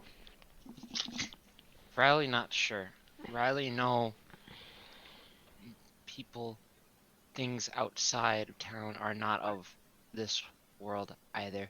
But Riley not sure what they are. Yeah, we at least know stuff about your mom, so we can at least handle that. To a certain degree. We don't know True. everything. Riley would look down, very scared, and it's like, friends not know everything. You're. Yes, we don't know everything. I'm. We're not psychics by any means. We don't know what's gonna happen in the future. We don't know what's gonna happen to us at all if we do so and so thing. But hey, we still take the risk. It'll take the chances. Riley would Cause nod. we care.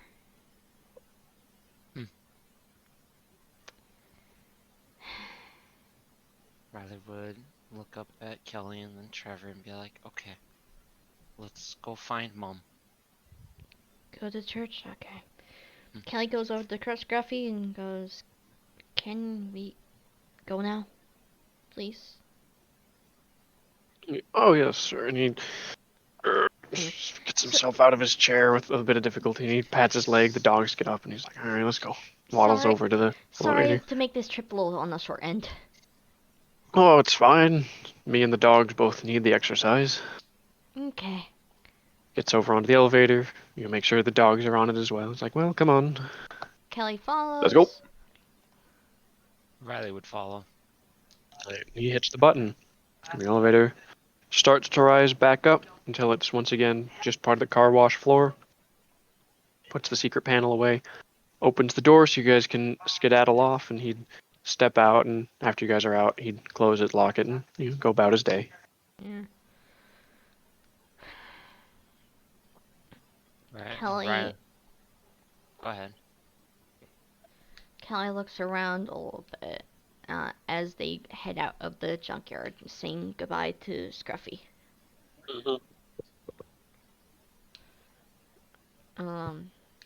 And looks over to Riley. Riley would be sitting there very nervous, doing his best to try to breathe. And collecting what little courage he has, he would look at Kelly back. you could see a glimmer of hope in his eyes, but the most of it was filled with nervousness and unknown.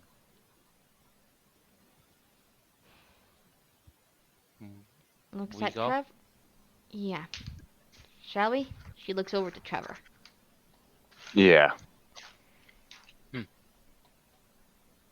for once, Riley would lead, and they would head towards the church. All right. The church.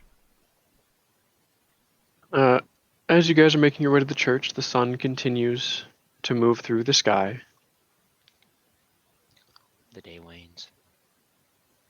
Church, the church service, during the winter months, usually takes most of the daylight hours. Hmm. So as it's getting closer and closer to night, you know that's getting closer and closer to the end of church hours. You guys get to the front of the church, and cars are still parked out front. You can still hear Father Mackenzie inside preaching his message. Kelly, is there Seems any quiet. windows?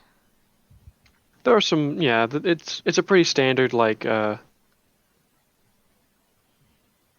it's like a kind of standard church you would see in like a movie and such, just kind of rectangular. There's a steeple, Kelly and goes. there are windows along the sides and a few small ones in the front. Kelly goes over to one of the small ones to see if she can. How tall? How far up are these windows? You can see through, but you got to tippy toe a little bit. Riley Trevor would can- pick up Kelly and just hold her up. Oh, lift. Lift. So you can see inside, and it seems like a fairly normal Sunday service. Everyone's just seated comfortably. Everyone's listening intently. Father Mackenzie's up at the front preaching. Hands firmly on the lectern, I believe it's called, the podium. Yeah, podium lectern, same thing. I'm Yeah. gonna do an investigate to see if Kelly can see the familiar person that is Eleanor from where she is. All right. And if you want, you can do an empathize right after. You can. I'd say the investigate's good nice enough. I'd say the investigate's good enough. You can see that Eleanor's in her usual seat, right, just front row, right along the main walkway. Just sitting there. But with the empathize roll, you're of course able to read the glances of eyes and the body language of the two people who are the most important to this scene. You were here that one other time, so you know that normally Father Mackenzie will, glance at Eleanor once in a while as she just stares blankly right at him the entire time.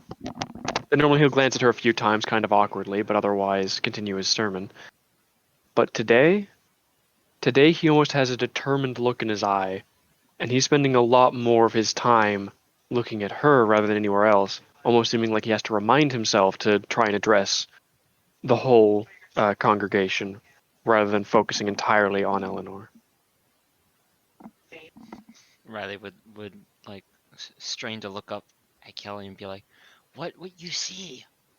Your mom's certainly in there, Oh no. and from Father Mackenzie's response, he seems more focused on her than the last time I was here. Something's different. Riley would calculate, gently putting down Kelly and just trying to think. Mom do? What is Mom planning? And then he would look at Trevor and look at Kelly and be like, "What's the plan?" I don't know. I was about to say, one, we don't know how these work, and two, running in there just punching an old lady will end badly for me. So let's not. Mom won't attack. If I were to assume, Mom's only after one person. Mom after Mr. Mackenzie. So Mom might wait till end of sermon to get him. Then I guess we wait. Kelly looks over at that house. Ellen's house. It's just a little ways away. Well, if you want, you can roll investigate real quick. Oh no. You can see, even at this distance, that the door isn't closed. And neither is the gate. They've both been left open. Kelly runs over to Okay. the house. Riley follows. So you run over, and you see that the gate's been flung open and left that way. The door is standing completely open, and it's dark inside. Not a single light on. Jar by the door. Trevor, song lyrics wasn't part of the song had like a jar by the door? Kelly Yes. goes up to the doorway. There was one part where the vase. Kelly sees if she can see the vase again. So, as you step up to the doorway, your eyes adjust to the light inside the house. And you can see, I mean, the last time you were here, the floor wasn't in very good condition, right? It was a bit scuffed up, there were a few holes in it. Yeah. You will notice that this time around, there are a few much larger holes in it, and even a section where it looks like the floorboards were being pulled up and away, as though something was trying to get through them. Riley would shudder, looking at the floorboards, remembering what he saw this morning. You would also notice that the vase that had been, sitting on the little table by the door, that had a cork stoppering up the opening to it, is on the floor and, surprisingly, still intact.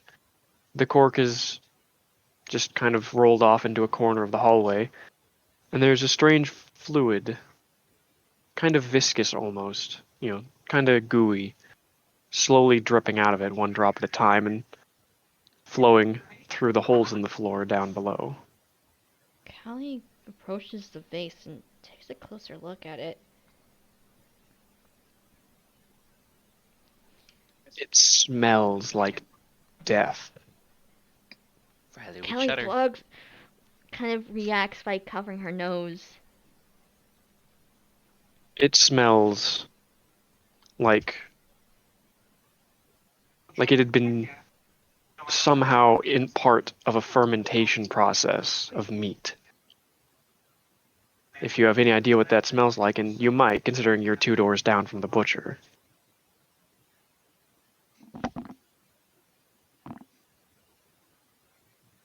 Riley would look at Kelly, but his eyes would continue to hover over to the smashed into floor.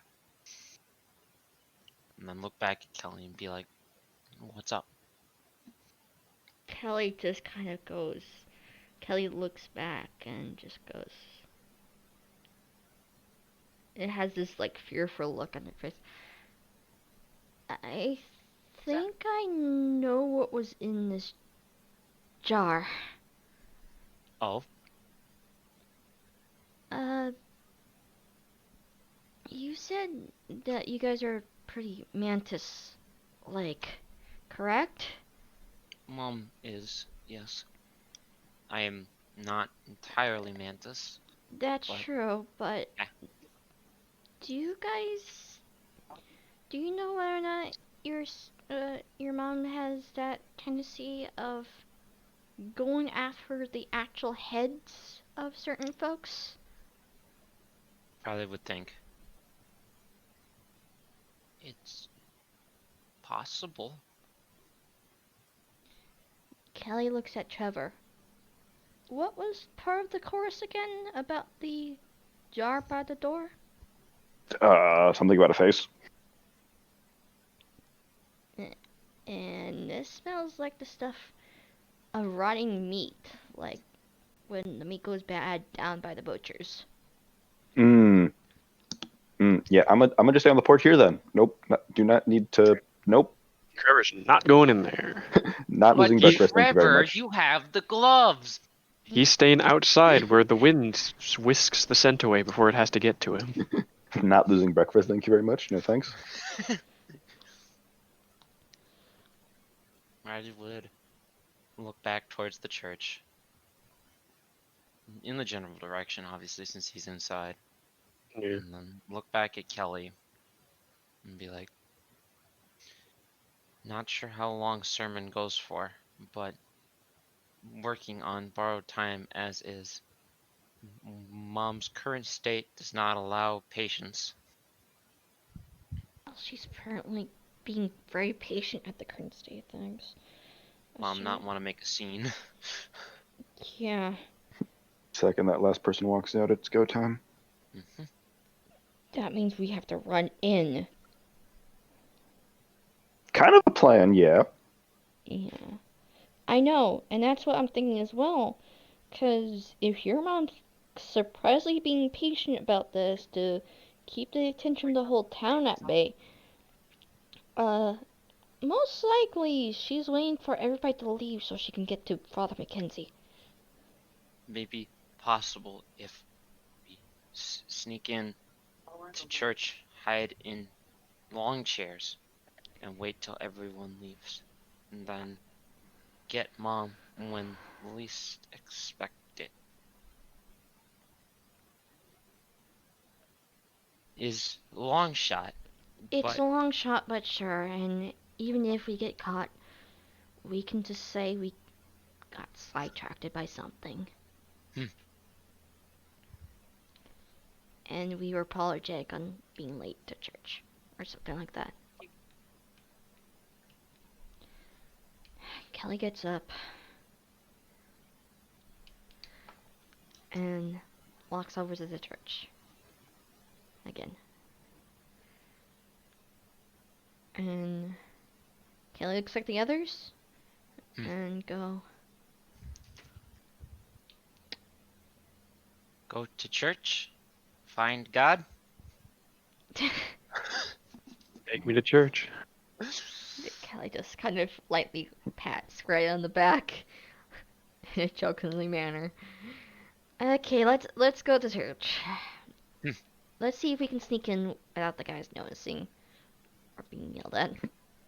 Good luck. These places normally have heavy ass doors. I mean, yeah, if you guys want to go ahead and each roll stealth, you're welcome to. No, Or God fucking damn it. Trevor? Fuck! Alright. We just kick the door open. To be fair, even a 1 success wouldn't have gotten you much, because this is a church in the middle of a sermon. It's very quiet. You guys open up the doors, it creaks a little. Only a few people look back at you guys. One of them being, one of the people sitting at the pews right by the door. They see you guys kind of wandering in, and he just kind of goes, he doesn't go shh, but he does put the finger up to the lips. And then he just kind of scoots down the bench a little and pats the open seats he's left for you guys. Yeah. Kelly nods in a thank you motion and kind of just sits, gesturing the other guys other to sit at the current state of things as well. Riley Woods just sneak in and sit down next to Kelly. Very awkward And situation. and sits All down right. last and just leans the fuck back, looking like doesn't want to be here. I ain't about that God stuff. Pretty much. So, there is still roughly an hour left of the sermon, as the sun continues to get closer and closer to the horizon, and it continues to get darker and darker outside. I assume you guys are, at least out of boredom, paying some amount of attention to the sermon. Yep. Yeah. Going over You- song lyrics in my head just to spite people. You would hear Father Mackenzie talking about bravery and doing God's will, about not running and hiding from one's demons, but instead standing tall to face them. That no Kelly matter gets- how hard you see. may try to escape what you have done, it is always within your own right, Oh God. and in God's eyes the correct thing to do, to stand up and face them. Kelly just kind of stops, looks at him, looks at the other two, takes out her journal, writes down something so the other two can read so she doesn't make fucking noise to be rude and get their attention, and shows it to them saying, "Is it me, or does it sound like he's about to do something really stupid and probably be facing Eleanor?" Riley his would own. read. Riley would read it, the note, and then look up at Kelly and nod fearfully. Just thumbs up. I was Like, gonna have you roll an empathize roll, but maybe I made it a little too obvious. Yes, as far as you can tell, the determined look in his eye, and the fact that he's having trouble not focusing on Eleanor, and the nature of his speech about not running but fighting one's demons in the name of the Lord, gives the clear idea that perhaps the woman he's had a staring contest with for on and off for probably the past few years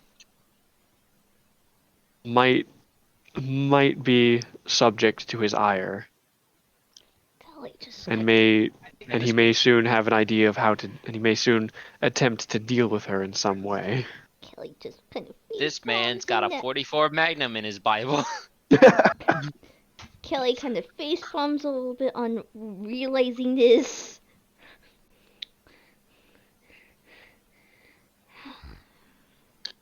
The sermon goes on, sticking Riley. to generally the same topic, till eventually the barest bit of light can be seen through the windows off to the west as the sun is setting. And he closes his Bible, gets an amen from the congregation, and people start to make their way out the door so they can go home or otherwise get on with their days, whatever's left of it. The only people who remain are, of course, Father Mackenzie, standing at the lectern at the front on his little stage, Bible in hand, and Eleanor, sitting at that front pew as she always does, right by the aisleway. Riley would stand and walk towards the side closest to where they were sitting of the building and wait for the others, but he looked very determined at this point. Kelly would join. Kelly would look at Trevor, and just kind of like in a sense of, "Come on, we need to get going on this." Fine. Follows after her. Alright, so where are you guys going? We're gonna go up front and go talk to Jeebus, or Father Mackenzie, the closest thing. Yes, guys we're are gonna just- talk to him himself. The three of you are just walking right down the center aisle. Yeah. Side of the wall. We There's not- ain't that brave. There ain't as much space there. Are you walking on the side that has Eleanor on it, or the side that doesn't? Doesn't. Alright. You guys make your way around. Eleanor and Father Mackenzie seem to continue to be staring at each other for the moment as, people are still filing out. You guys make it up to the front. Riley would stare at Father Mackenzie, then stare at Mom, and he'd cross his arms and wait until everyone was gone, because he knew what was gonna happen next. If he'd look over to Kelly and Trevor, and he'd kind of give a silent nod to, like, if they want to do something, they can do something, but Riley's steeled at this point to make sure whatever happens doesn't happen. Kelly looks at Trevor in a sense of, and points towards the gloves he's been wearing, and she's like, Yeah, he's gonna pull up the gloves, like make sure that they're actually like on tight and stuff, and just kind of like sign for like whatever Mackenzie does first is how I play this. Kelly nods. And You guys would all hear as the front doors of the church close, as the last person has made their way out. It's just you five. Riley would walk in between the sightline of Father Mackenzie and Mom and stare at Mom. And he'd have his arms at his side. You could for Kelly and Trevor, you could almost see that Riley was getting ready to go into defensive position, but was holding back to try to see, in a vain attempt to see if there's anything left of Mom. But he'd have like his hands would be in Yeah. fists, defensive position and such, but he would stare at his mom. Yeah, generally. So Riley, Yes. you're looking at Eleanor, Mhm. and as far as anyone else can tell, She is blankly staring past you, straight at Father Mackenzie, as she always does. But you know that she can see you. You know full well she can see you. She can see everywhere in here right now. Mm-hmm. Roll me an investigate. Okay. That your mother's eyes have been slowly graying as her mind deteriorates. You can also clearly see that her eyes, and you know which ones I'm talking about, Mm-hmm. have entirely faded. She can still see through them, but it's not really her looking anymore.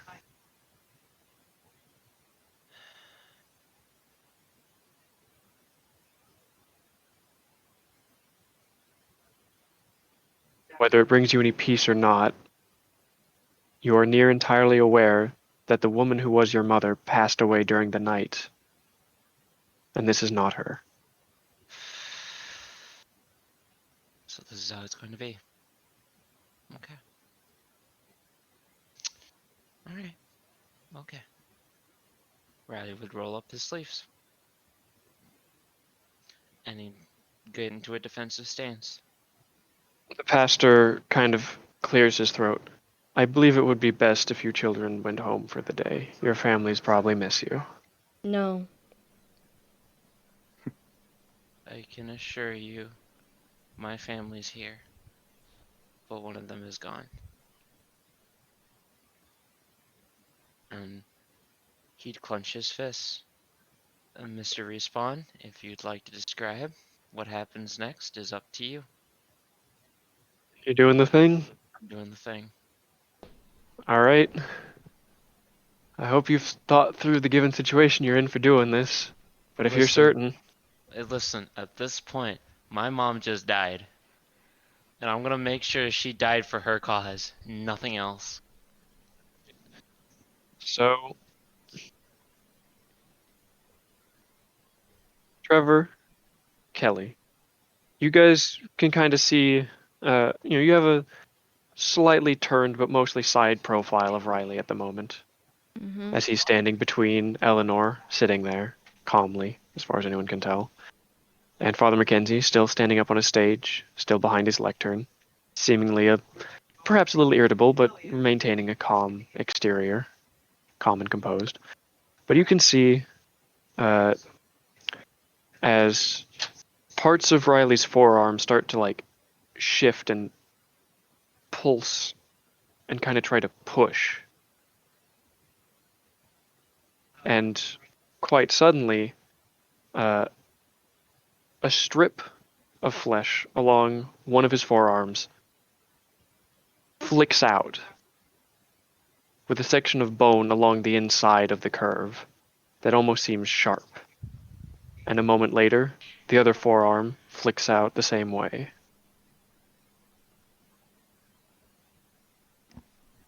Riley would stare at what was not his mother anymore and take on this defensive, would growl and state, "You will leave this chapel, or I will make sure you do."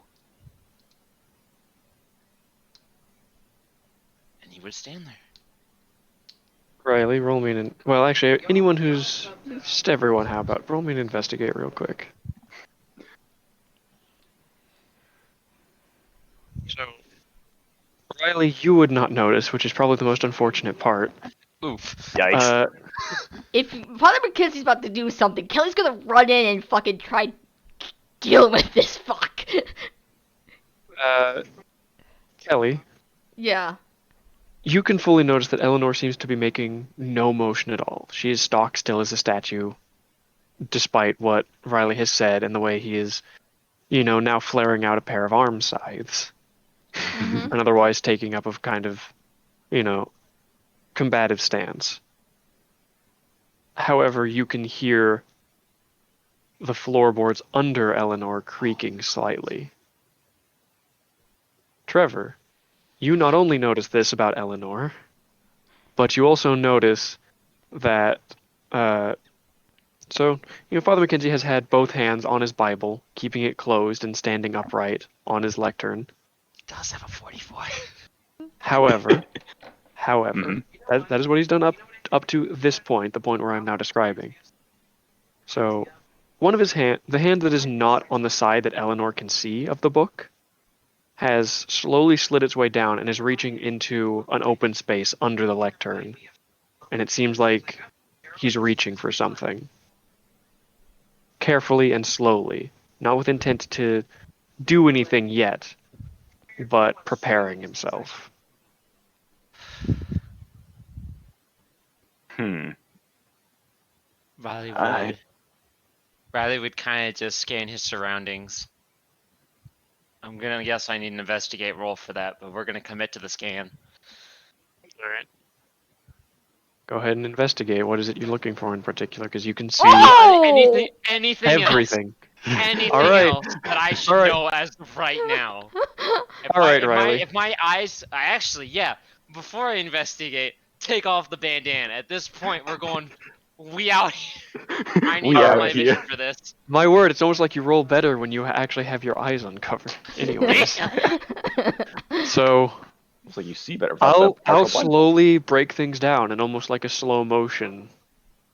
Not as in slow motion as in, something's about to spring, but slow motion as in you are just picking up everything all at once. Raj. So your eyes, despite being able to see behind you, admittedly a little blurry because some of your hair's in the way, one of the disadvantages of hybridization, but you're able to see what of Father Mackenzie your mother can see because, straight lines. Which is to say, you can't see that his other hand is moved to reach for something, but you can hear a slight click almost as his finger touches on something, making sure it's there. Not pulling on it, but just flicking it a little bit, almost. You're also able to see, well, to be fair, yeah, you couldn't see that, but you were able to hear it. Yep. Whereas on your mother's side, you're able to tell that she is entirely attempting to simply blend. She is no longer listening. She is simply observing and preparing her reaction, because that is what your kind does. You move into a position where reaction is your movement. So at the moment, she is not listening and she is not acting. She is simply preparing herself for a reaction to whatever happens next. Interesting. But you know for certain that she's not going anywhere. Because you're able to tell that, because admittedly a little late, but you're able to tell that that creaking just now was her bracing her feet on the floor so she could move if need be. Riley would keep his defensive stance, but turn to Father Mackenzie and state, I think your offer should keep to yourself. I think it is best that you leave. She's not going to leave until what she wants is done.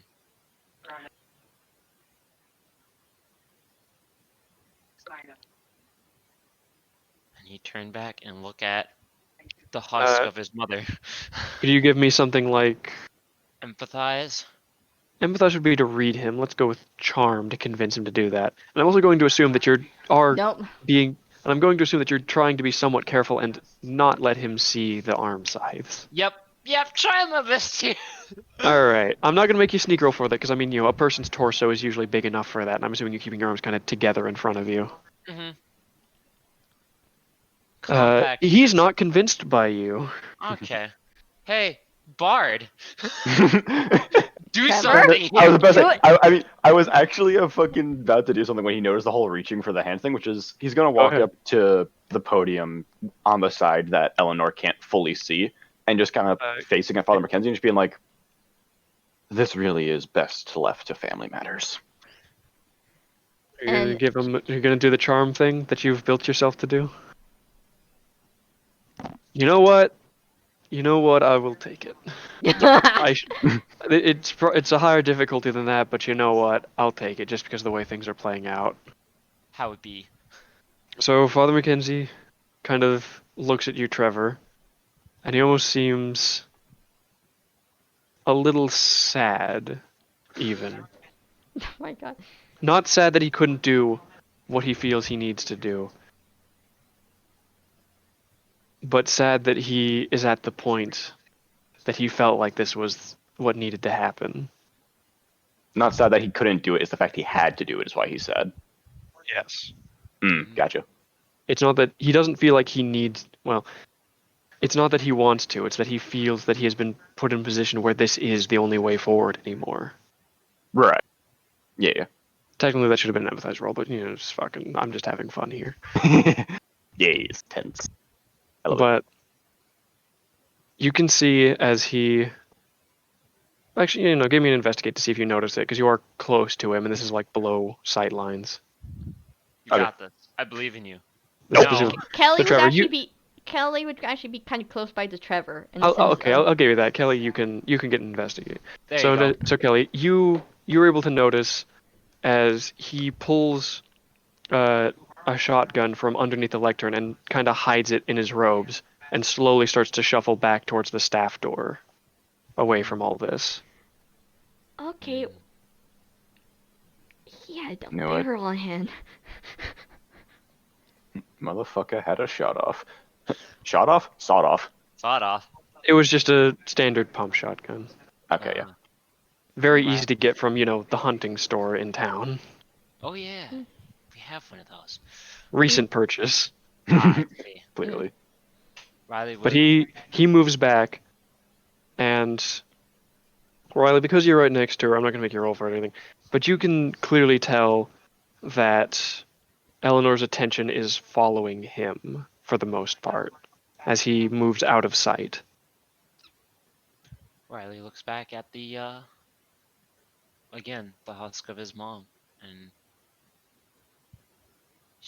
he'd try to think of something to say to her at this point, but knows full well that there's nothing that's going to be able to stop them. As mentioned, you know full well she's not listening, so anything you say is mostly for your own benefit, to ease your own mind. Sure, this is how it's going to be. The funny thing is, you've warned me this entire time that this was going to happen.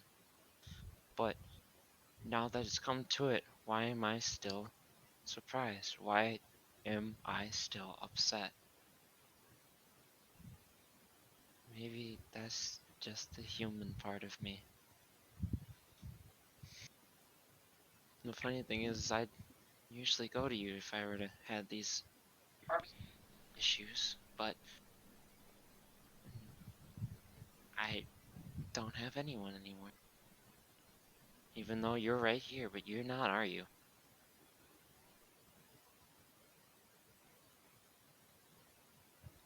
He'd let his weapons go back into his arms and kind of gently let his arms go back at his sides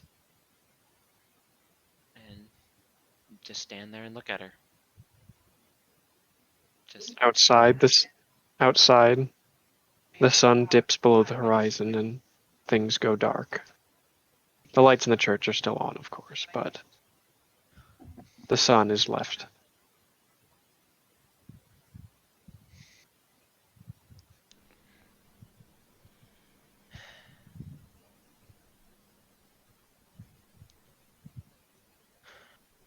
Trevor, Mm-hmm. make sure the door's locked to the Mr. Mackenzie.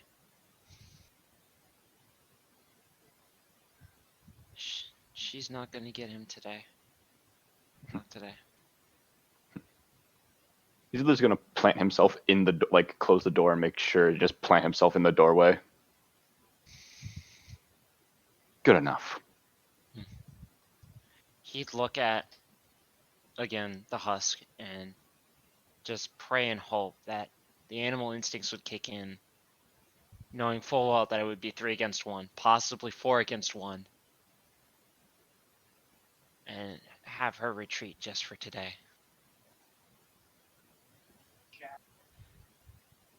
and he'd stand his ground. And that's what's happening. A few minutes pass. And a few minutes more. And you can all hear the floorboards creak once more as Eleanor slowly stands up from the seated position she'd been in on the pew.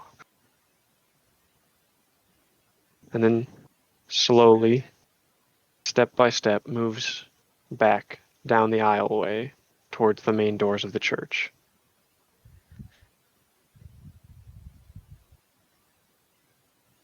Riley would stand his ground and continue to eye her the entire time she moved.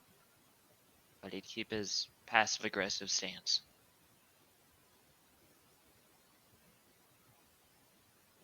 She'd reach the front doors of the church, and she'd push on them. And they'd open, and she'd head out onto the street and turn and slowly start to head back in the direction of her home. Riley would walk up down the aisle, close the church door, and slowly walk back, but halfway through he'd just collapse. Riley! Kelly runs up to Riley. And he would be fine. It's just that you could tell he was very tired. And he just slumped on the floor, arms just kind of laying at his side. He's not asleep, he's not out, but he just looks dead inside. Thoughts running through his head about what just happened today. Not sure about anything. All he knew is that his mom was gone. And if you could look closely, you could almost see tears coming from his human eyes. And he'd lay there on the floor. Kelly just proceeds to hug him. He'd take a shuttered breath and just let it happen. She wouldn't know what to say, but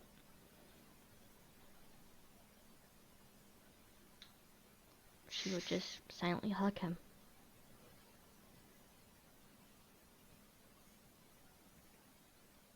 He'd slowly let it out, crying and sob and, crying to the floor, but doing his best to recover. He'd slowly stand, nodding a quiet thank you to Kelly, and walk back up to the pew. I'm going to need each of you to roll investigate.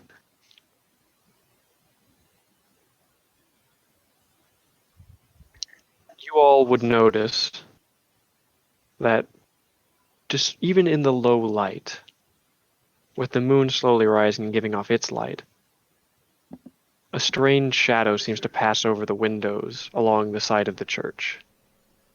Fuck, he has a window. Get inside. Get in there right in. now. We run over to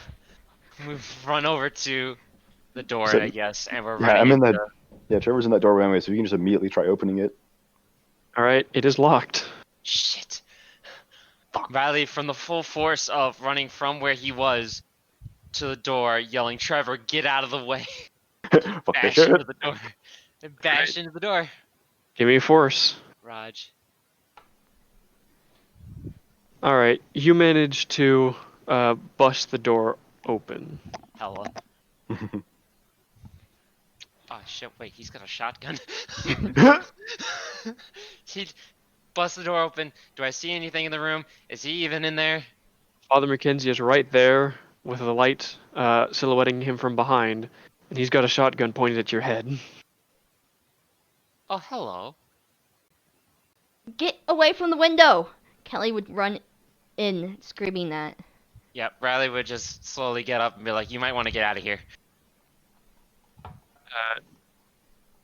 He turns to look as you yell that warning, and you all can hear the glass shattering as he seems to go white in the face and proceeds to try and force his way past you guys to run out of the church. Because whatever he just saw was not of God. God ain't about this. Riley would get up and run out the door, but before he would, he'd go past the door, but then close it behind him. Looked at Trevor and kept be like, "Get me a chair or something." The pew, the podium. I was about anything. to say, can the podium be moved? It is part of the stage, but before you Fuck. guys start trying to bar the door, give me some investigate rolls. I swear to God, if it's this fucking dog. Got 3. Ellie, you're furthest from the door, so you're furthest from them, yelling and making noise. But right around the time that Father McKenzie runs past you, shotgun loosely held in one hand, not by the trigger, obviously, he's kind of got it halfway up. You would hear something moving along the roof. Oh no. Father McKenzie, stop!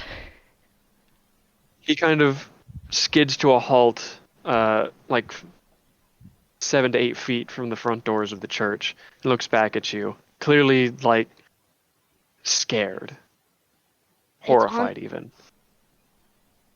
She's on the roof. He looks up. I just heard noises on the roof. She's on top of the building. She's after us. She's after you. He looks to Riley, still looking very scared. Riley would get up. Trevor, he would still be holding the door. Look to Trevor. Help him. I have the door. Alright. Do Bard things. What's the bard supposed to do in a borderline The combat shotgun. situation? Calm his fucking nerves. Get him to focus. You gotta do something to get him to focus. He's the only adult in the room. Alright, let's see if I can impromptu motivational speech this shit. Get him talking so he can focus and calm. Alright, so just gonna start like walking towards like down the middle of the church real quick towards Father McKenzie. And as he's walking, just gonna start talking. Seemed sure of yourself for a minute there. Where'd the determination and resolve go? You have that for a reason, and you had intent. Now you're just running. He tries to catch his breath and just, it's as they say, the moment you start running, it gets much harder to stop. I spent much of my life trying to hide from her, and when I finally felt I was going to finally take a step back, you convinced me to run. That's true. We thought things would be able to situation, but we thought we were able to stop the situation before it got to this bad of a point. Youthful ignorance, you could say. But we got you to stop running. I mean, hell, you're still in here. As he's panting, looking at you, you guys can hear the front door starting to creak open. Oh no. But there Last doesn't chance to seem choose be- what to do. There doesn't seem to be anything on the other side, as the doors simply stand open, Riley, letting the cold in and the wind. Riley, did you say your mom had some good? Riley. By any chance she had some cloaking stuff going on with her? Mom blended. What? Repeat that a little bit louder. You're like quiet. Mom can blend in. Mom can blend into her environment like Mantis can. So not very hard for Mom to Fuck. get where she needs to be. To be fair, Riley, this seemed depending on what you think is going on here, this might seem like more than even she'd be capable of, True. especially given her state. Does seem beyond her. Plus, she did leave.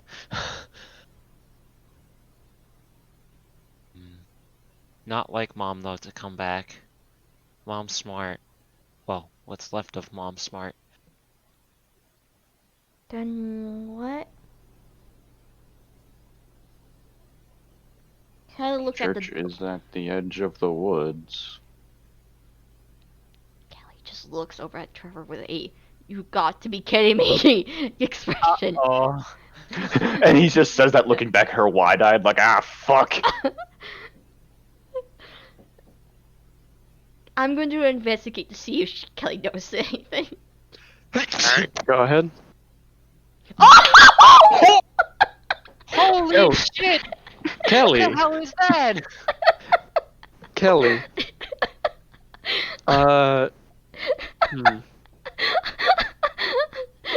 So, Kelly's not allowed to roll anymore? Kelly, you figured out where she is. You can see near the top. You can see along the top of the door frame of the big front doors, a pair of little appendages, almost like toes, have reached around the edge of the door frame in order to push the doors open from the top. Ah, there she is. Ah, yes. The demon. Proceeds to grab Father Mackenzie and attempt to pull him back slightly. She's at the top of the rim of the door. She's kind of. He moves back with you, and you can hear as she slowly moves away from the door herself, and you can hear as she's moving around the side of the building, perhaps with the intent to try a window next. She's dead ass after you. She is determined. Hunter's got a hunt. You. Kelly looks over to Riley. You sure she was gonna? Your mom isn't like this? Mom not like this a lot of the times. Mom was a very nice person, I can assure you. But now she's kind of in a state of really wanting the. This not Mom. Yeah. Well, true. Good lord. What to do? Kelly looks around to see if there's anything.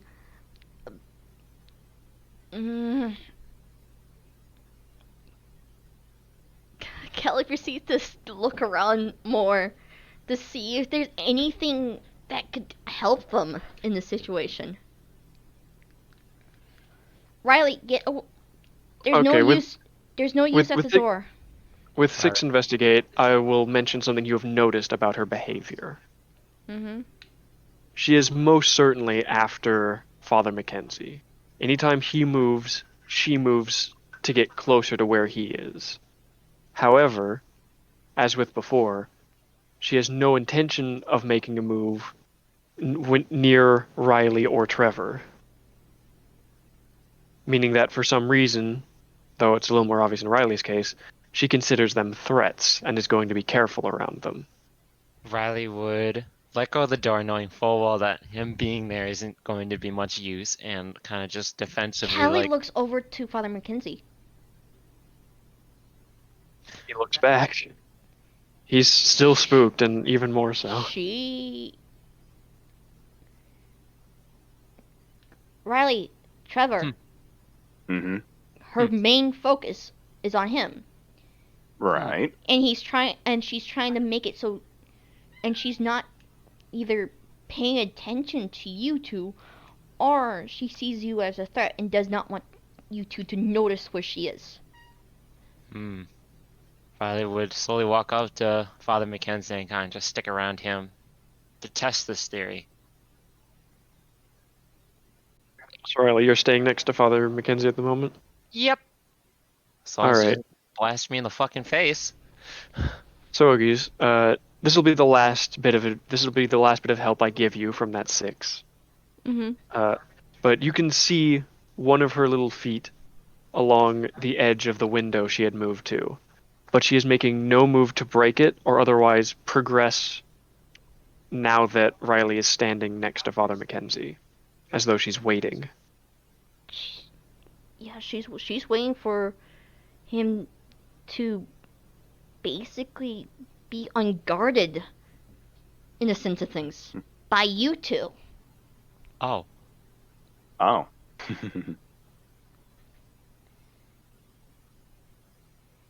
You two are what's kind of preventing her from just coming in, because she points over to the window where she is.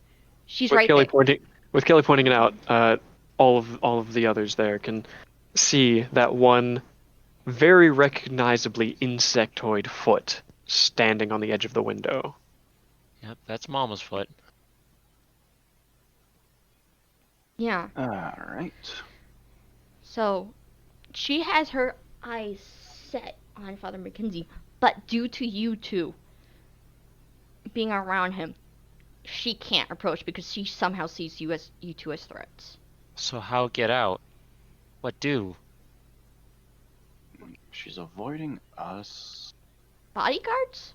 I was about to say the four of us all walk out closely together. But doesn't Mackenzie live here? You can take him to another location. Where would be safe for him? Kelly looks at Father Mackenzie. Do you have She- any He seems to be mumbling under his breath. Father Mackenzie? Hmm? Do you have any place you know you could be safe at, other than here? No, this has always been my place. Okay. It was Rosie's place as well once, but all this seemed to have started when she left. Oh, yeah. Yeah. So, Father Mackenzie, right now, she seems to really want to get to you. But Riley and Trevor here is basically preventing her from doing so. She seems to see them as threats. Mm. So that was probably what was happening earlier today with the church, while you were doing the church stuff. Since there were so many people around, she couldn't make a move. It's almost as if she's very reactive, reactionary, in the sense of what we do, she follows. Well, mostly what you do, she follows.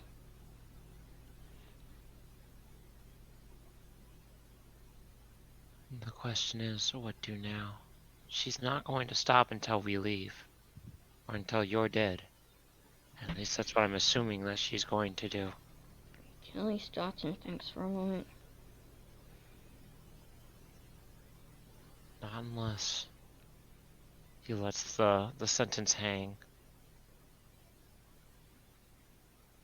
Hmm. We're gonna really have to actually deal with her. You know this, right, Riley? Mom is a very good hunter, though. It's not going to be easy.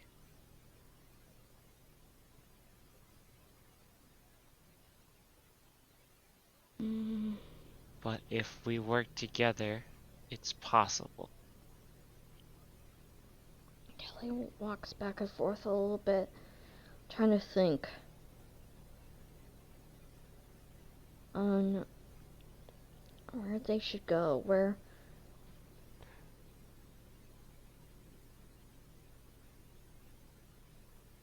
we could possibly use something as a leverage.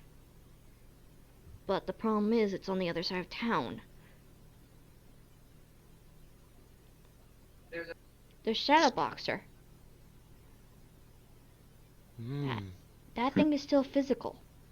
But Alright, only bro. under light. Yes. well, specific light, that is, in the sense of where it's placed. But it did get. Is worth a shot. Possibly. If not, we can actually go to some people's homes, in a sense of things. Cause again, Numbers. she seems to kind of be more reactionary on the factor of just where he is and such. She'll not do anything in the sense of seeing you two as threats.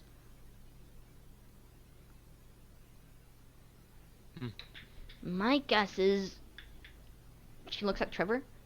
The only reason I'm guessing she sees you as a threat are those. She points towards the gloves he's wearing. Yeah, probably. I'm like the most intimidating person. I mean, Yeah, 'cause remember how our friend mentioned about the sensors going off, warning him about it being dangerous? Right. So that means it's probably a good chance of the factor of this thing. Those things are actually really powerful. so possibly. plan is go to Shadow Boxer and hope that Shadow Boxer fights Mom. Possibly.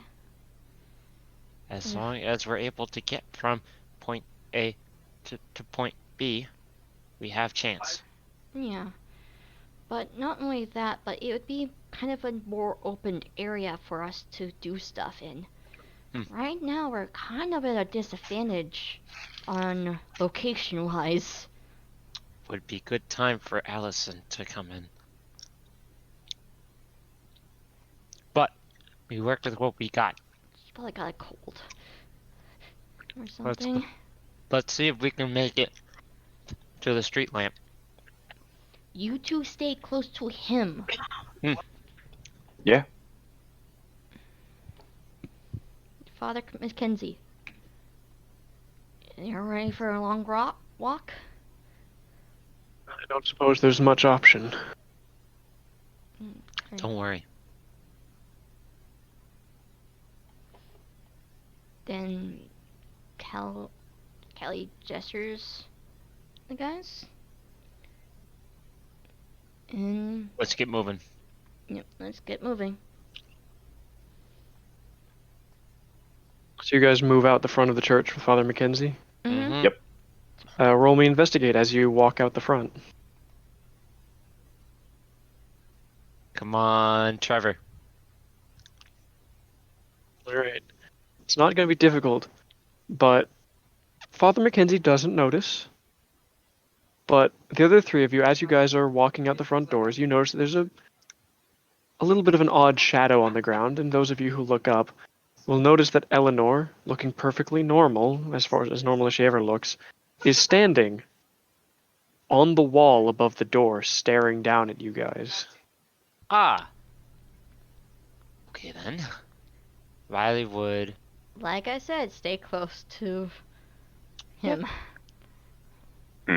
Riley would kind of sit behind Father Mackenzie. I'm guessing Trevor's gonna stay to his left or his right. Either way, just stay next to him while Kelly leads. Yep. And my eyes are not going to leave her at all. I mean, you can look pretty much everywhere at once, so. Yeah. Well, my non-corporeal eyes. I hope I grabbed my bandana before. I think I might have stuffed it in my pocket. Yeah, that's fine.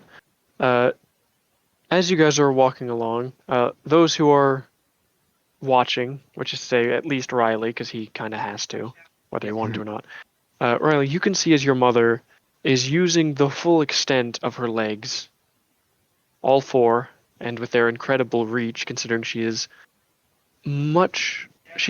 very much full grown and much larger than you, Oh, boy, is just moving. I'm glad I roof didn't to fight roof. that. Is moving roof to roof, ducking behind chimneys here and there because from her perspective, she's simply stalking her prey. I hope the O'Malleys on the walls just don't wake up. Kelly proceeds to walk. If you ever watched, a video of a tarantula or a mantid carefully stalking its prey, it's very careful foot placements, one after the other, as it slowly moves its way along. Oh boy. Just moving, building to building to building to building. Kelly says, either this doesn't work or we're gonna have to drag him into the woods.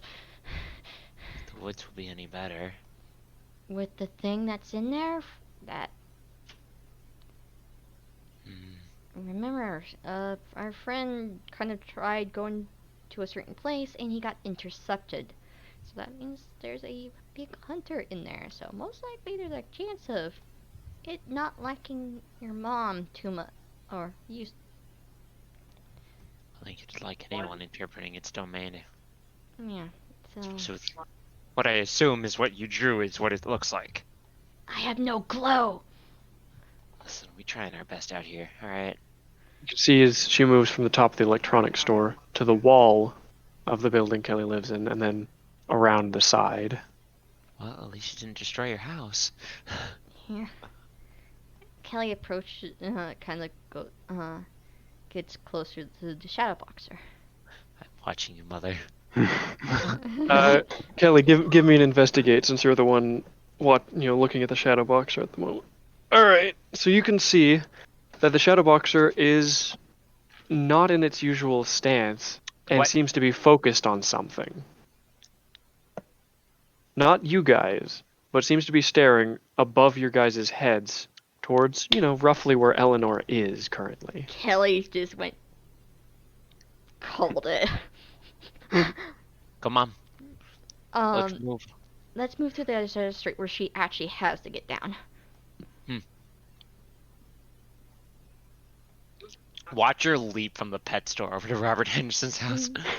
Don't fucking jinx it. Riley, you can see as she's on top of the pet store and then creeps into the alleyway between the pet store and the Chinese Mexican restaurant. Like a huntsman spider into a crack in the wall. Yep. And then stepping out of the alley, looking completely normal, once again her legs hidden. Ooh, let this old lady out here. No. Riley would just stare her down. She seems to be looking across at, well, Father Mackenzie specifically. Mm-hmm. Kelly goes, okay, let's see if we can direct her to come towards the We can friend. Don't get don't try to go back across the street again, because she's only gonna go duck back into the alley and go across behind the Chinese Mexican restaurant and Yep. intercept. Yeah. Kelly So- proceeds to move back a little bit more to see if there's any response or movement. Pulling, kind of tugging at Mr. Henderson to follow. Please, for Ele- the one Eleanor starts to move off the sidewalk, come on. but is still looking directly at Father Mackenzie, and is headed in mostly a straight line towards him. Riley would make sure to stay close behind Father Mackenzie. Using his new vision, using his forehead vision. And where It's she just- is currently, in path-wise, she would intercept the shadow boxer on where we're standing right now. Well, I'm making sure Father Mackenzie doesn't try to prematurely end this by using his Correct. shotgun. I'm currently drawing, you see the ruler I have? Not right now, no. Not right now, no. Am I in the wrong layer? Can you see this? Yeah, we Yes. see that now. Yeah. Yeah. So, that's the line of her current movement. She's not there yet, obviously, like she is in this When square. she gets halfway through the street, we move back on the other side. She continues to move. Can I just... Oh yeah, I can do this. She continues to move. Is about here now. Kelly, lead the way. I'll keep an eye on her. I'll let you know when she gets Kelly, in close proceed. range. So, she's about right here then, in the sense of things. Yeah. So she's too far away to just instantly jump through back in a sense of things, because she's kind of hidden all her. She's just about at the middle of the street.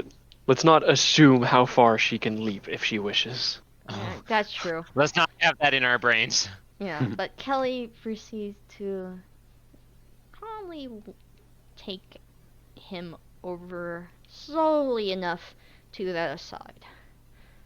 Alright. So as you whoa, what the fuck? As you move over there, her main the main direction she's looking and focusing on also slowly drags across.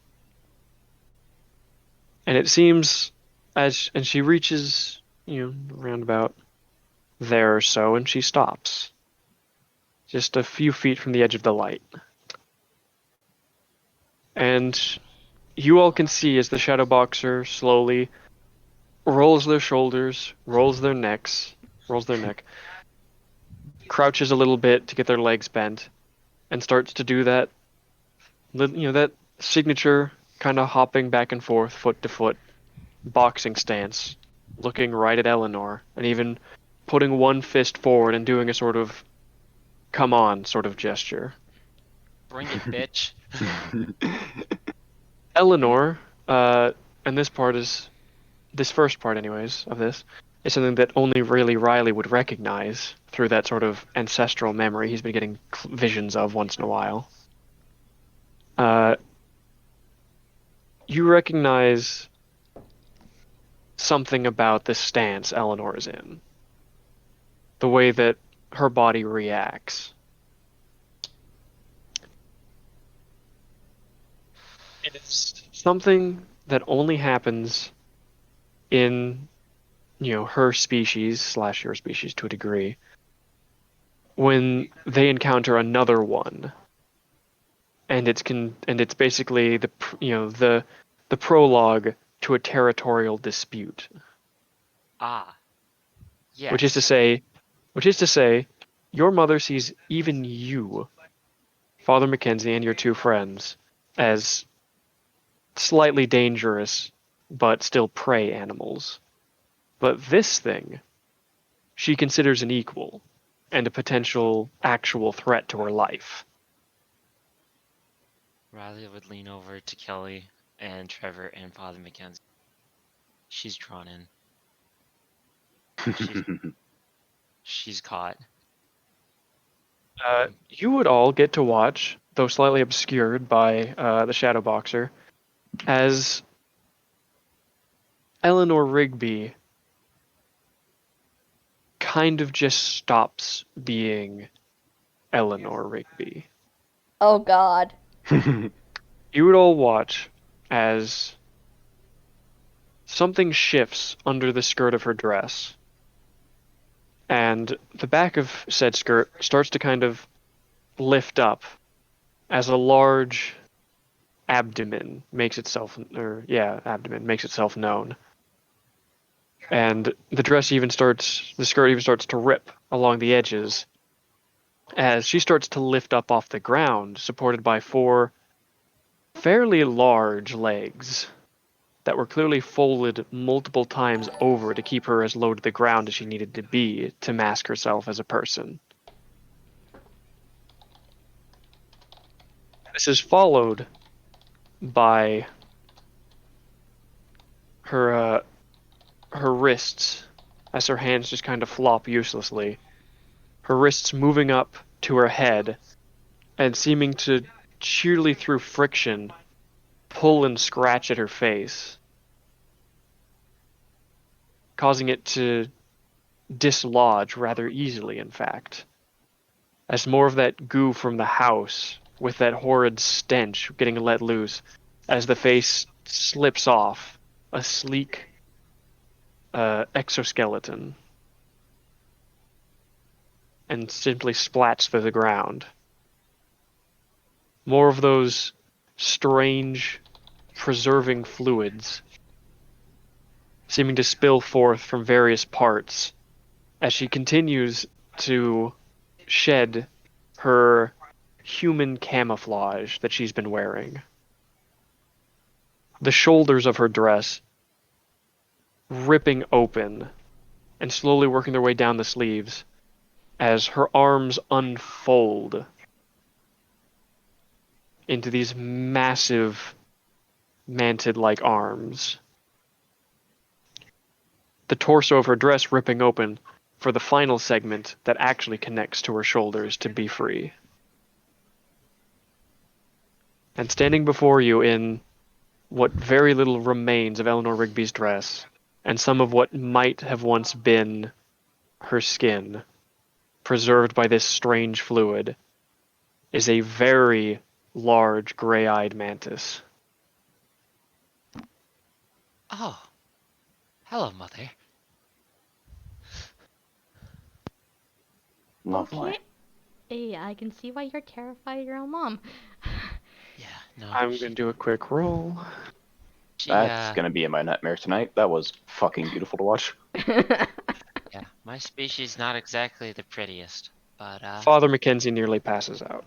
that sounds about right. oh. Somebody grab him. Make sure he doesn't fall to the concrete. You good? You good there, father? He Father, just please. kind of shakes his head, still completely pale in fear and horror seeing this. It might be quite obvious, but he had no idea what Eleanor really was. Yeah, this is the last time we have these staring contests. So if that makes you feel any better, dear father, God forbid. But This giant mantid proceeds to take up a combative stance, not the stance of an ambush predator waiting for its prey to move in range of its striking arms, as she would normally, but taking up a stance of combat, as though she were fighting off another mantid for a kill or for territory. Kelly goes, just be careful. We don't know how much we can rely on the Shadow Boxer for this, so if we possibly can, we might need to be ready to to go for some blows for ourselves as well. hmm Riley would look at the shadow boxer and he'd take up his like passive aggressive defensive stance, but was fairly confident that the shadow boxer would be able to handle it. But one last I'm gonna make a joke, and it's not gonna be anything related to anything, and it's not meaning anything, but this is I'm just gonna say it. He'd mutter under his breath, and no one else could hear that but himself. Emperor protects. And that's it. And he'd watch the fight ensue. It doesn't have anything to do with anything. Shush. Quiet. Alright, so after a moment of the Shadow Boxer simply bobbing back and forth in the center of her little light prison, the mantid attacks. One massive scythe-like arm lashing out at speeds that are hard for you guys to even really keep track of. But the Shadow Boxer manages to sidestep it, and twisting her entire body into one massive right hook, severs the joint,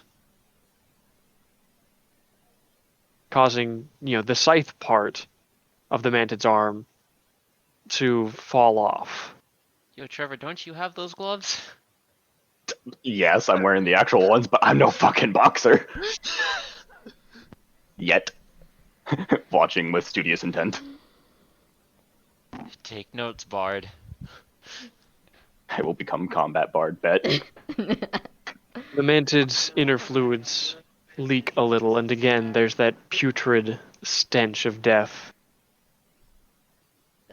Kelly kind of just covers her nose slightly. Riley would use the back of his hoodie and put it up to his face as like Riley, a gas mask. Riley, to you, this is not a bad scent. Oh, I love this smell. It's not necessarily a good scent, but you know it means Bad. you know that it means two things. One, something has died, and 2, that thing could potentially be food. Oh. Okay. Cannibalism. Man, I'm weird. All right, continue. Bugs. Anyways. Yeah. Looks at me. The mantid reels back a bit and tries to keep that arm elevated so, more of its inner fluids do not spill out. And proceeds to try and do a swipe, like a sweeping motion with the other scythe. The Shadow Boxer managing to duck under, and then rushing forward to grab one of the Mantid's legs that had to step forward for that strike, and starting to pull it into the light. Oh, she is really drunk now. Oh, and it's turning. She fucked now. Mantid continues to try and swipe at her with the one scythe it still has, while the other 3 legs are now bracing against the ground, preventing any further movement towards the light. And they seem to be almost locked in a standstill for the time being, with the Shadow Boxer trying, with a little more difficulty each time, to dodge the various scythe attacks, still trying to pull the Mantid into the light, and the Mantid still using the other 3 legs that are free Do to it. prevent it. Do it. Do it. You got the gloves. I mean, fuck yeah, I guess. Just don't touch the Shadow Boxer. Get Trevor, in what are you there. doing? I'm on the other side. I'm still like in the middle of the road. So, Kind of. So what's your plan? What are you gonna do? the plan is to fucking just YOLO charge this thing and go for what would actually Mantis's legs bend backwards like cranes, don't they? They bend in a few directions. Fair enough. Ballpoint. So it's gonna aim for However, what's they're still effective- weak at the joints due to exoskeletons. Yeah, I was about to say it's gonna aim for what is effectively the joint of the front leg that the boxer isn't grappling. What would you say your main intent is? For what purpose are you going to strike? If you're not gonna go for a sever, go for a cripple. Make sure that boxer can be able to drag it into the light. What's the intention? Yeah, I was about to Okay. say intent. I'm just like, because like it's weird because like my understanding of intent, the way these gloves are working, it's like in terms of the actual full-on fight or just the one individual move, because that's 2 different answers in my book. I mean, Put it into a sentence. yeah. Okay, yeah. In the best you can without being Just- too lengthy. Just Yeah. basically What is the some- intent? What is the intent that you're going in with yeah, these? full on intent to both attack and for what for? Yeah, it's pretty much trying to Remember- cripple the leg because in the back of his head, it's like, I can help with this. I need to protect the people behind me. So your intent is to protect. Yes. You're doing this with the intent to protect people. Okay. Yes. All right. So Because remember, the gloves only work if it's for good, I believe. At least from what I understand from the notes being written or whatever. No, it No? was only with intention. It didn't specify good or bad. They didn't even know what the gloves could do. I mean, they might be good gloves. Who knows? Trevor, roll force. Come on. Yes! 1 success. I think I actually need to put a modifier in too soon. Yeah, I take it you have no points into force itself. Not yet. Not All right, yet. well, Keyword yet. you run up, and the Mantid sees you running up, Oh, and boy. that leg, Of that leg course. you're aiming for lashes out and kicks you right in the chest, throwing you back Fuck. before planting itself on the ground. The good news is it wasn't a full force kick because it was trying to just be, quick and effective, so nothing's broken. The bad news is you're still on your ass, and that still hurt. Damn, my ass. Some fucking beautiful right there. At least you tried. That's what matters. Kelly runs up. You okay? Riley stands I'll behind, live. or stands in front of Father Mackenzie protectively. I know. Father I Mackenzie is still just kind of shocked at what he's watching. He is How tall blown are away. the joints compared to Kelly? Because she's around 3'10" to 4 foot, in height? I mean, probably with an uppercut you could hit him. You gotta They're a Super little- Mario jump this bitch. They're a little way. They're in arm's reach, but it would be a bit of an awkward swing with how far up you'd have to aim. All you gotta do is Okay. dislodge one of those legs. You gotta be able to help that boxer move.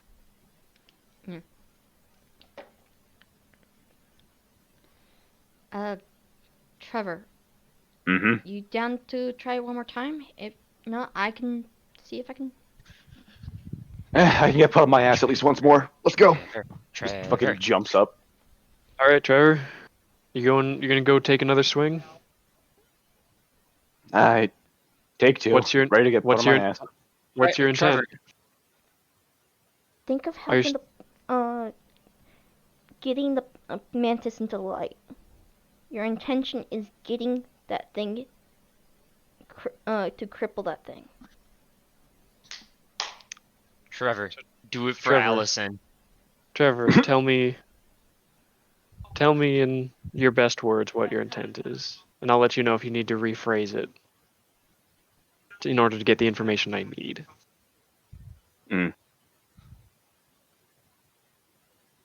Yeah, the intent's Whatever. definitely gonna. Yeah, the intent is different this time. So it would be. It would be more instead of like protecting those behind him. It would be helping the person that he views as doing good right now, being the boxer. So rather than your intent being defense, it is assistance. Yes. All right, roll force. You're kicked in your chest again and thrown back. We gotta get offensive. The gloves continued. The gloves, if anyone has noticed, have done nothing. There's been no cool glow like the weird circles the Shadow Boxer Kelly. has, or any other change to them. Kelly goes, "Can I give it a try? I may be small and I may fail at this, but fuck it, I'm willing to help." Let's do Better than this. my attempts. I'm laying on my ass again right here. Here you go. I was gonna Kelly take a Cross- quick dirt nap while the Shadow Boxer continues to struggle with the Mantid. Kelly who puts is- on the gloves. Right, you have the and gloves on. Her intention is to injure, to assist. Your intent is sorry, go ahead. Start over. I'm fucking up. Her intention is a sort of assist. She knows if this thing is injured, then it's a lot more of a positive on our end. If it gets hurt, Boil it down a little more. Get simpler. she's gonna be aiming gonna try. There's no guarantee, but she's gonna dang try to go for one of those joints like Trevor was doing, to basically damage it, to assist the Shadow Boxer. All right. All right. Roll force. Come on, Kelly. Nope, I got fucked. hold on. I want to try doing luck You got a roll. success. Wait, what? What? Kelly, you sadly get kicked as well, but as you're falling back, you notice that the gloves have changed a little. Kelly, what'd you do? You will What? notice. Yeah, hang on a second. I gotta check my notes because, to be fair, I wasn't sure if this would happen today or not. Oh my I thought God. it might. Congratulations, it happens Uh, today. You will notice on the gloves that I gotta use my head a little bit here. Big brain time. Wearing the gloves, looking at them, both of the circles now have a line straight down the center. That seems to have simply appeared, like it sewed itself in to go with the rest of the patch. And on your right pinky, facing you, as far as you can tell, an S is inscribed in the knuckle. Ah, Um, what does that mean? Kelly just kind of looks at her hand oddly with the gloves and just kind of pokes the S slightly. It feels like it's been stitched in, like it was always there almost. It's made of that same red thread that has the rest of the stitching that makes up the notable features on these black leather gloves. Okay, Kelly gets back up. You got this, Kelly. I believe in you. Kelly does another attempt. What is your intent? Same as before. All right. Go ahead and roll force whenever you're ready. Nope. She fucking fails. Yes, this time you got no successes. However, Hmm. You would notice that there is now a few more, one sort of like curving line attached to that center line. And now your left pinky, the knuckle, has an A inscribed on it.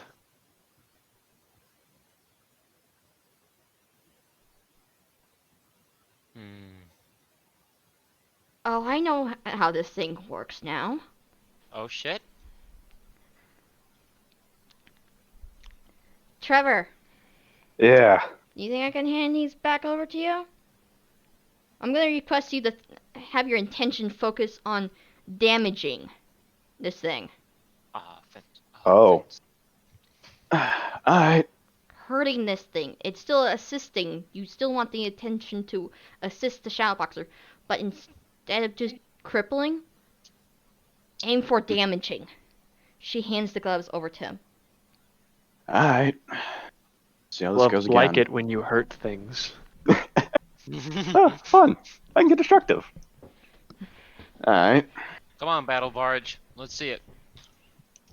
All right. Trevor, are you gonna go try to swing at one of its legs again? Yep. And Kick it in its thorax. What's your intent?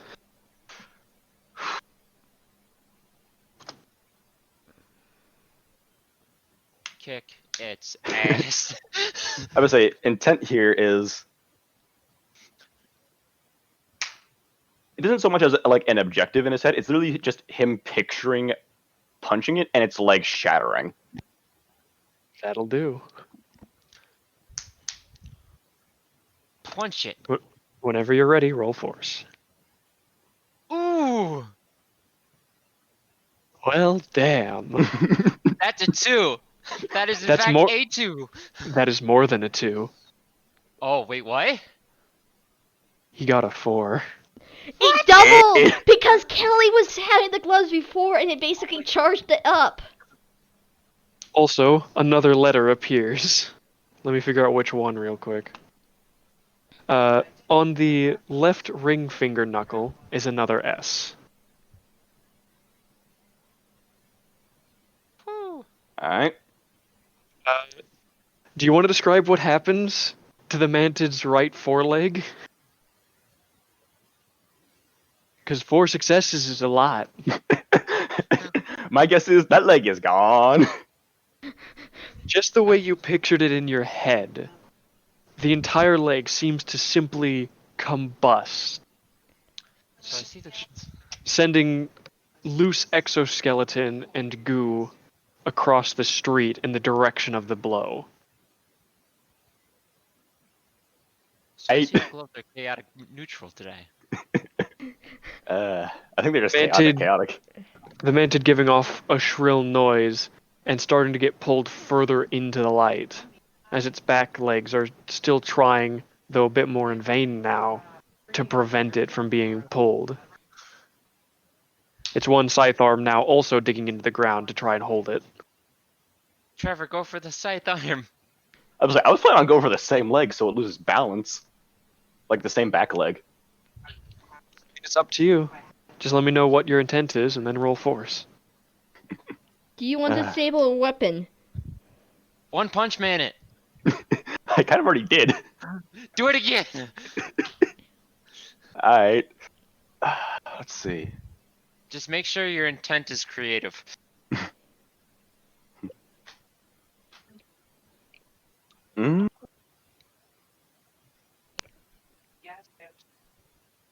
know. Imagine the whole thing exploding. Just We imagine the whole figured out the mansion. gloves. But yeah, Imagine- kind of, and it's fun. Fuck.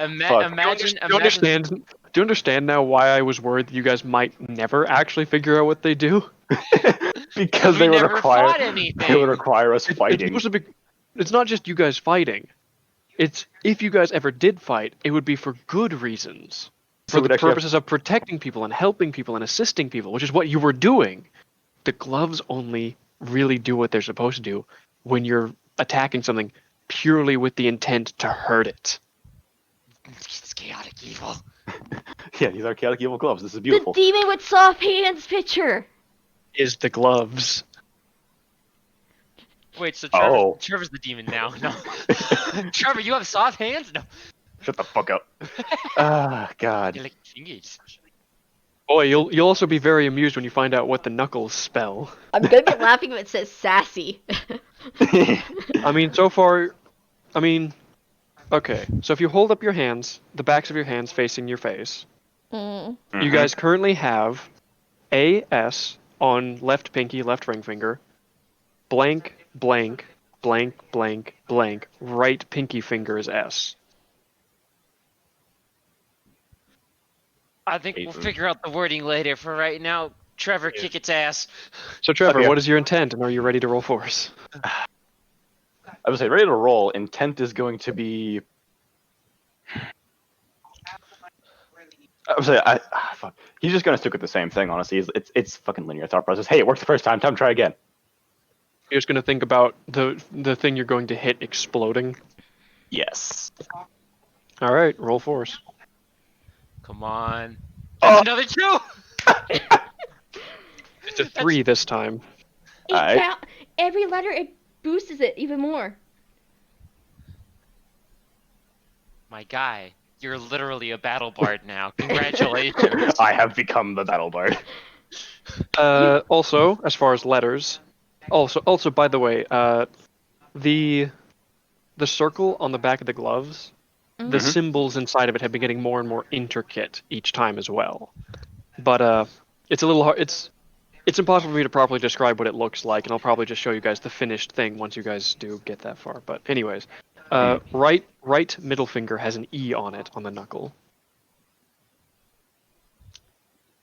Also, with 3 successes, you're aiming at its back right leg. Yay. What back right leg? The mantis kind of slides over to its side and has to use its one mostly messed up arm to try and support itself, as it's now very easily almost sliding across the pavement further into the light as the Shadow Boxer continues to yank on its leg. Quick, Trevor, get out of there before she beats you up too. I mean, yeah, I'll stick to the edges of the light real quick and assist hitting this thing if it needs to get farther in. Its abdomen, back left leg, and scythe arm are the only things currently out of the light, as it's still trying to resist as best it can. Trevor, aim for the sight. I was Snake like, arm. yeah, but see, I'm gonna just disarm this thing quite literally. All right, let me know your intent. All right. Extermination.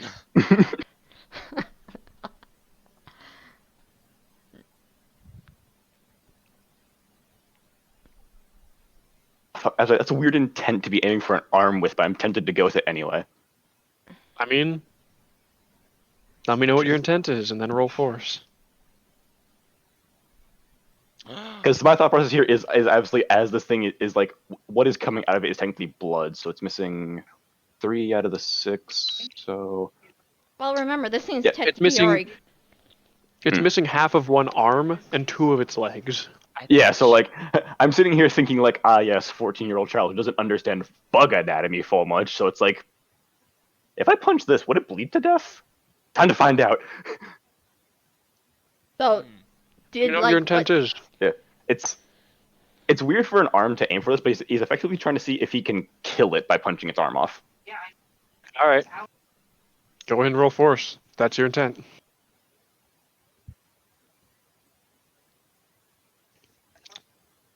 So what is it, boss? You got 1.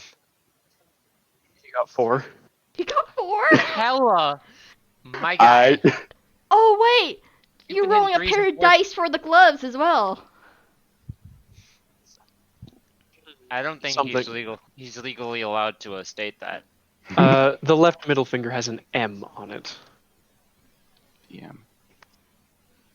Chat's been keeping track of the letters as well. Okay, yeah, thanks, actually. And they guessed ashes to ashes, but didn't line up pretty well. Not really. All right, but the mantid's arm, you know, combusts as the leg did, again splattering exoskeleton and fluid across the street and sidewalk. And it now has just the 2 legs left and not much to, keep itself back with as the Shadow Boxer fully pulls the mantid under the light. In the last ditch effort, said mantid just attempts to bite the Shadow Boxer. But But the head just goes straight through, like it's not there. And from either side, the Shadow Boxer just brings their fists together, knuckle to knuckle, and crushes the head between them. Hella.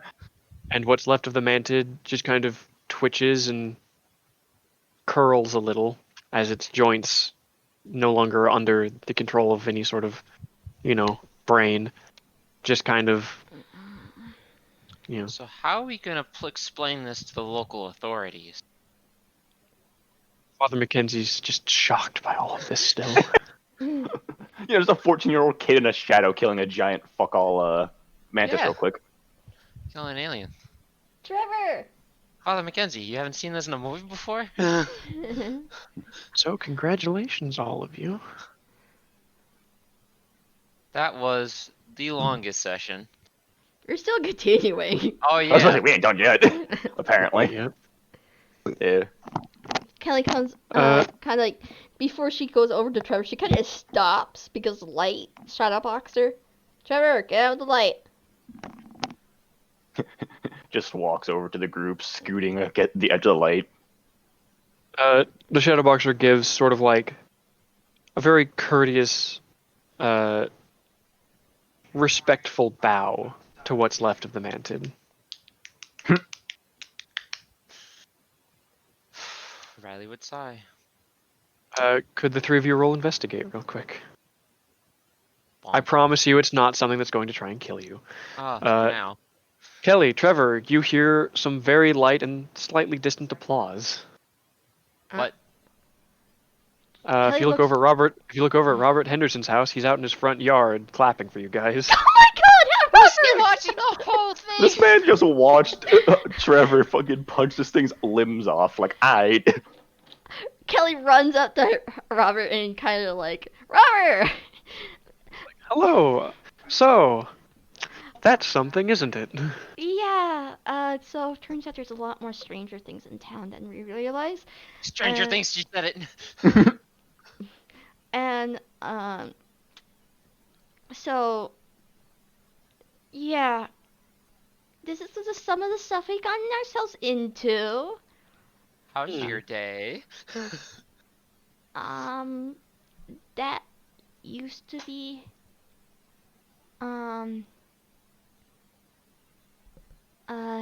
Miss Eleanor Rigby. Huh. I take it the young Riley will probably need a place to stay then. Yeah. Riley will sleep out. No. You can stay with me until something can be figured out, my boy. Don't worry. Oh, thank you. Also, we're gonna need to figure out how to deal with the giant mantis corpse. Father. He kind of looks past you guys. I'm assuming Trevor and Father Mackenzie have also come over to Henderson's house. Well, we gotta pull Father Mackenzie out from his trance to bring him over as well. He assumedly he's just following along with you guys, but he kind of points back behind you guys, and if you turn to look, you would see that out of one of the like sewer drains, a friendly raccoon has kind of poked out his head and sniffed about and Huh? grabs some of the exoskeleton and just kind of makes off with it. Ah, Oh. that's comforting to watch. Laws of nature. Yeah, but that used to be my mother. Fuck, you're right. Riley, it's entirely your human side that is at all distraught about this. The other side knows that this is kind of the way of things. There's an understanding. I am emotionally imbalanced. Yes, you are. Mm, yeah, Eleanor was kind of after Father Mackenzie here, and well, we kind of had to do some fast thinking, so we thought we would bring her over to point over to Miss Rosie. Well, let's left at her. The half of Miss Rosie that isn't like Yeah. fucking yoinked. Yeah. I see. Listen, Mr. Henderson, we have a lot of explaining to do, and unfortunately, it's very late. If you do not mind, we need to bring, he looks over to, Father Mackenzie. We gotta get him somewhere safe. And I think he's gonna need a good night's rest, and probably whiskey. But isn't Well, there I like mean- isn't there like glass in the church now and some shattered stuff? Cause We'll chalk Eleanor? that up to vandals. Vandals and, hooligan kids. You know, normal things that happen. Yes, that might be best. How about the three of you stay here at my place for the moment? I will walk Father Mackenzie down to the police station. He can give a full report on some vandals attacking the church. And that should probably sort itself out, honestly. And the raccoons will deal with the corpse. Well, I not love so- it just when not just the raccoons, I would guess. I love it Nature when a in plan- general will do something about it. I love it when a plan comes together. It turns out that a lot of forest animals eat bugs, though usually not quite so large ones. This is just Yeah. an all-you-can-eat buffet. Exactly. Pretty much. It'll be gone by morning, I can assure you of that. Yep. So, But who- he'll go open the front door for you guys, and then he'll walk out to the sidewalk.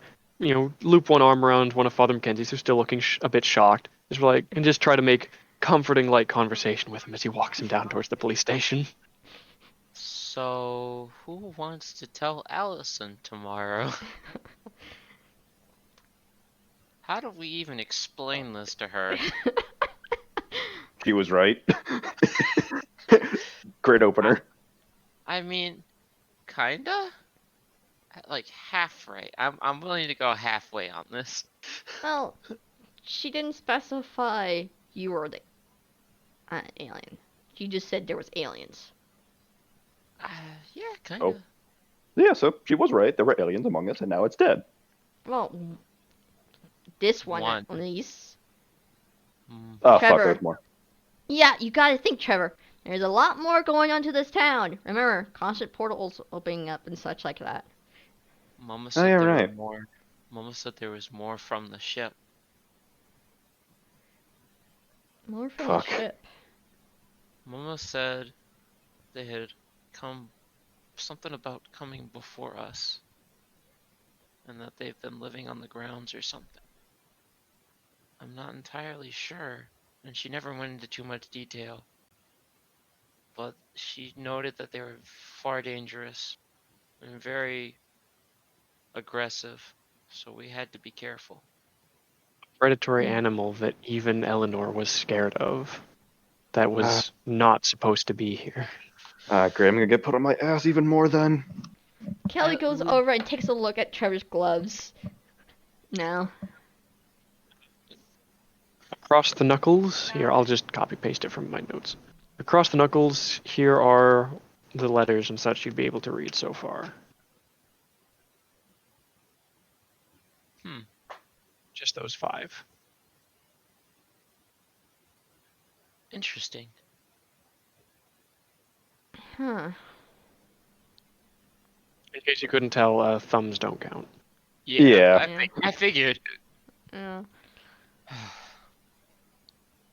And what I did for the first 2 letters was basically my intention was to basically harm it. Yeah. Same. Weird. Riley would like note this, and then ever so slowly lean Cause I'm gonna have him where he's sitting on the couch when they came in, slowly lean to the left before collapsing from exhaustion. Oh. And he'd be out like a light. The question was Riley having his like bandana off the whole time. I think we're far past the point of Mr. Henderson knowing that I'm not exactly human. But he Okay. does not have his bandana on, for the record. So you guys are just being comfy and such, and Yeah. Kelly gets a few blankets and stuff like that, kind of looking around the maze that is Mr. Henderson's home to get some pillows and blankets and stuff like that. it doesn't seem like anything's particularly out of place at the moment. Hmm. In fact, if anything, it looks like he's preparing to make things out of place because there's a few boxes that seem to No. be packaged up and recently arrived. Oh my, we caught him at a wrong time. How dare we bring a giant mantis on down his street? There are various packages and a few things that seem to be going into boxes for storage and a few things coming out of boxes to be, strewn about the house. He was in the middle of changing things up when he heard the ruckus, perhaps. The sounds of exoskeletons shattering. Screeching mantis and boxing gloves and explosions and Trevor getting kicked on his ass. The sounds of a normal late afternoon and midnight. Normal Yes. middle of the night. Kelly So, tries finding some like I said, she tries finding some blankets and so forth and pillows for the group. Alright, there are plenty. Okay, she starts bringing them in, and at one point she goes, "Truthfully, I'm glad Mr. Henderson is the one that kind of found out about this, in the sense of things." Yeah. I do really trust him heavily. I'll give you guys a little bit more talking time before Henderson gets back if you Yeah. want. Yeah, he's kind of crazy, but hey, it makes things a whole lot more funner. Yeah, I guess. Plus You guys it- can hear the door creaking open. The Oh. front door, that is, of course. Then you hear it shut, and you hear someone, scuffing their shoes off on the welcome mat. Or whatever the term for it is, you know what I mean. Hello, Mr. Henderson. Hello, hello. He walks on in. He's like, yes, I see you were able to find the pillows and blankets. You've managed to make yourselves comfy. So, he just kind of sits down and sits there for a moment. I'm. So, what do you want to know? Well, I suppose a story's good no matter how you tell it, but for convenience sake, perhaps we start from the beginning, and when you get to the end, stop. He leans back and gets comfortable and, just kind of gives you the floor, which is something, more so than he normally does, even. Like, normally when you're telling him a story, he's still, like, looking about his house or, like, pacing back and forth or whatever, but this time he seems entirely reclined back in his seat, like he's giving you the actual 100% of his attention now. I mean, wouldn't you? Like, it with obviously a wasn't- giant like, mantis? Like, he obviously wasn't being disrespectful before, but, he did to some degree think that maybe you were making some stuff up. But now it seems like he 100% has belief in everything you've said up to this point. He honestly feels like he needs to know it if stuff like that's going to be happening, So, the So stuff he's I've been listening. telling you previously about meeting up with Jerry and stuff with that, yeah, that was real. Mm. So it started back a few months ago, back in October, when we found this the school kind of found an odd stone that caused everybody to fight each other over it. But it also caused someone to get ill, whoever was holding the stone long enough.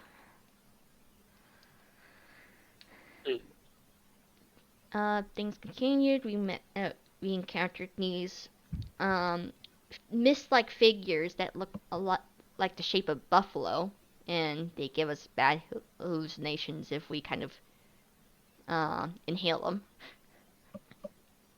them. After, was it like November where we met Riley? Yeah, because you guys have known him roughly a month, I think. So that sounds about right. About a month. I mean, Henderson only really knew about him, back during Thanksgiving, which wasn't that long ago. So Riley is a hybrid. He's half human, half giant mantis, you could say. Half wherever the hell I just fall it. Yeah. You can see how his bandana is off at the current state of things. You can see his eyes. I'm just going to be right back while you're explaining all this. Yeah. His legs can also extend outwards, like a pair of two, I believe. So he can actually like have 4 legs, or something like that. And also he can actually have size popping out of his arms. Kind of like Kelly touches her arms where the position would kind of be, in the sense of she would explain like the scythe bone, like bone-like scythe coming out, in the sense of things. But Eleanor Rigby was his mom. And she did warn him about this happening and such like that. But she somehow had a great intention to go after Father Mackenzie for some reason. To the point that Trevor and Riley had to be kind of bodyguards in the sense of stopping her from doing stuff. I think I heard that, Kuma. What? I think I heard that sound of, I know why, but I don't want to say anything. Was that what that was? Was it Kuma?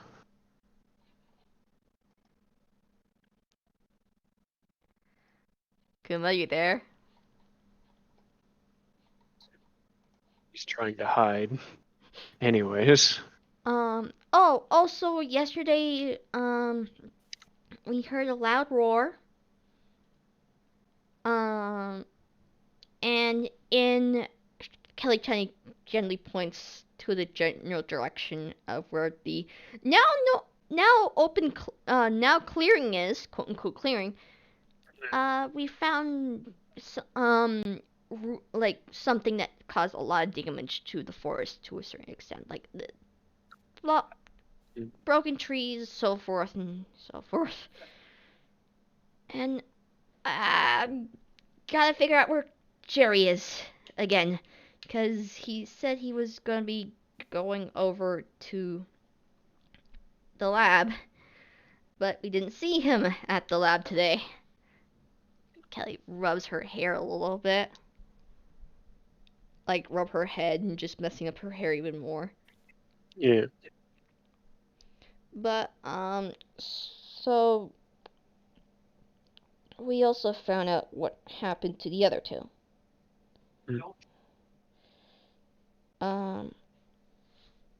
Ted's dad was messing around with portals and so forth like that. And, well, the fun thing is they kind of look like storms, typhoons, tornadoes. The smaller ones look like dust devils. And, they may be releasing some things into our place. And it's possible that he kind of did news that storm that everybody says he disappeared on that night could have been one of those portals that opened up, and that's where he disappeared to. And also, we also know what happened to Rosie. Well, part of her's still here, in the sense of the shadow boxer that's outside your house.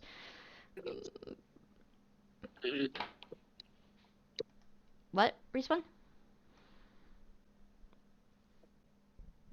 So it appears that Kuma's internet may have died because it's late. Uh,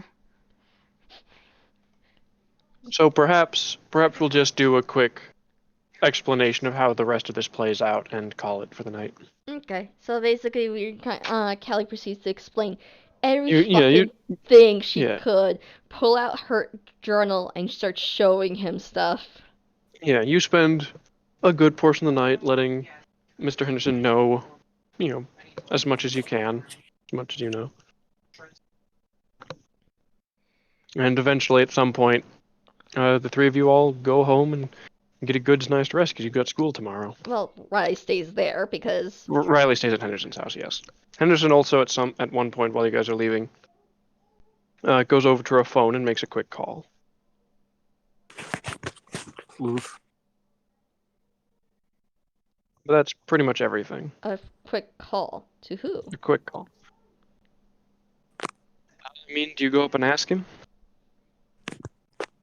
Well, seeing how she's sure, yeah. As she's kind of heading out, she does. Oh, those construction company. Construction company? Yes, Oh, for the wood, for the treehouse.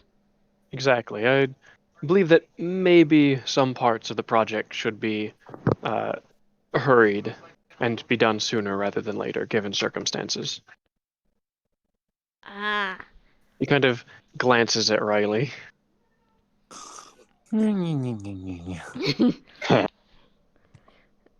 Yeah. I So see- yes, I see one of the ideas is kind of giving him his own personal room almost, and probably giving him a key to it, so he can keep personal stuff there if need be. yeah, sounds good. We'll make sure that is added to the designs. Okay. Have So a good yes, we'll night, go. Have a good night, Mr. Henderson. Good night, Kelly. Good night, Trevor. Good night. Alright, All right, we will. and with we will that, Ta-da! the camera will scroll out. It'll slowly travel down the street to watch over the shadow boxers. They just kind of stand there. And credits fade to black credits, etc. All right. Respawn, you're most likely gonna have to do my sheet because my computer's being a dick right now. That's fine. At the moment, it is just experience, and then you can all run off, sleep, do whatever. Hello. Agent's stay behind. gonna react. He's gonna be upset he missed this shit. I gave him the He link is. to the stream before we started. He should have watched it. I made Anyways, sure there was preemptive causes. Anyways. You know I'm gonna be attempting to draw you with the bandana off. You know this, right? I know there's probably going to be a lot of sketches of whatever happened this session. there was a lot that happened this session. Oogie's, Yeah. of course, There is was. fully free to sketch as much of it as she wants. Mm-hmm. So, let's go over the questions, assign experience, and then, of course, you can leave or stay for random conversation as you wish. Mhm. So, firstly and most simply, did you participate in the session? Yes. Yes. Have you been in trouble because of your problem or your relationships? Yes. Yes. Yes, for 'Cause you all are- of us in this sense. Because you are all related, because you all have relations with Riley, and Riley, of course, has relations with his mother. Yes. Did you use or struggle with your pride? Yes. Yes. Yes. Did you put yourself at risk for the other kids? Yes. When they fought an alien. And the fifth and most interesting question each night. Did you learn something new, and what was it? Who would like to start? Miss Eleanor was a giant fucking mantis. Ellie, give yourself an experience. Who wants to go next? The gloves respond to aggressive intent. That's good, Trevor. Give yourself a point. Riley? I can trust my friends with the information that I know. I Yes. can trust them. Yeah. Congratulations, you have all gotten full marks for today's session. Riley, you have 5 points. Would you like to spend them on anything? Let's put it in empathy. Let's get another point in empathy. All right, you now have 2 points in empathy. Hella. We'll give that a test roll real quick, just for fun, of course. I put I trade off my 5 points, so I have 4 in empathize now. Nice.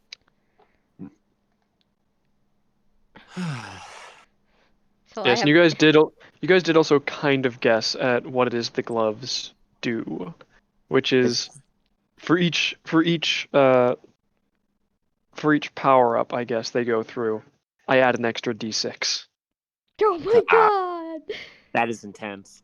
So the So- gloves currently add an extra 5d6, Oh my god! and they can go up to 8. So, we're not giving Allison these gloves, right? It's up to you guys. I mean, Kelly gave them to Trevor on purpose, so. Yeah, so Trevor, keep a close hand on those gloves. Smiles in Battle Bard. God, well, The only thing Kelly will ask for to use the gloves to warm herself up every so often.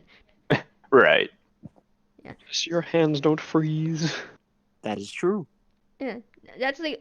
Because we're not going to be in fighting scenes all the time, so Kelly's probably going to be asking for those to hang out to those most The of the alien time. apocalypse commits. Hands, gloves, here you go. Gloves glow. But Runs I am into excited. random monster in the woods. Let's do. I am, of course, excited for when you guys figure out. I'm, of course, interested to find out what you. When. I'm interested to see when you guys find out what the letters spell. Like I said, chat's been keeping a close eye on that, and they've been trying Yes. to figure it out. Yes. You are only missing 3 letters. Oh, please, no.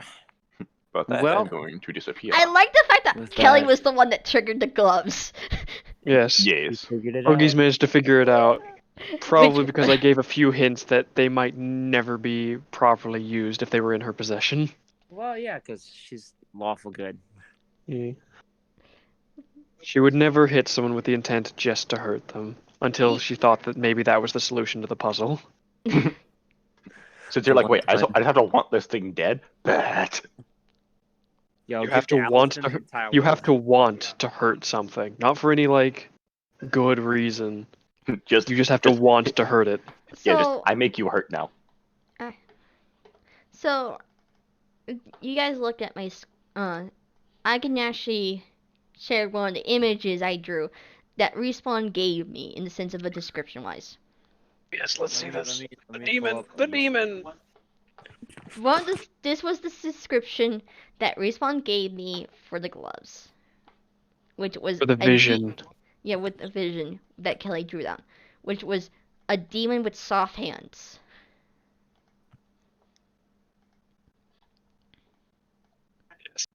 The demon with soft hands has and always was the gloves.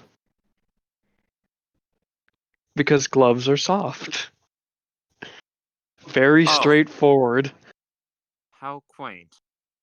Yes. Because gloves are soft. That is all. Yeah, that's nice. But that's... there's also the intention to harm, so that implies the demon. Something Trevor, like how's that, it feel to yes. be a demon? Yes. In case you're curious, Ogies, no, not all of your visions are monsters. At least one of them, it seems, is an item.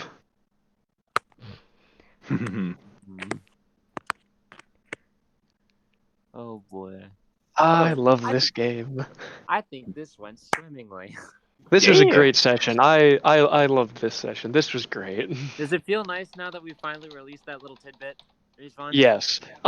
Look, those gloves have been around since practically session 1 or 2. I think it was session 2 that those gloves showed up. Yeah. And we had to reach season 2, like episode 2 of season 2, to figure out what they did. It took a full season. Honestly, it's like we've Hey. never gotten to any fights. On that Yeah. Yeah, season 1 was calm. So it's like I'll be honest. Winter's gonna be full of monsters. That's my plan for this season. season of the monsters. Hell yeah. Winter is a time for predators to come out of their dens. I thought it was hibernation. I mean, look at bears. Yeah. Predators, they're actually more seen as a. they aren't technically predators. Like most hunting, quote unquote hunting they do is certain bears, you know, doing the whole like sitting in a stream and catching salmon. But you know, Fish. Tis a profession. Anyway, did I do good today, Respawn? Was I You did good. You did good. Hello. Yeah. this is where I disappear. I shall sit and eat my food and probably end up on the yard I'm later. gonna Eat. Stay blue. Yeet.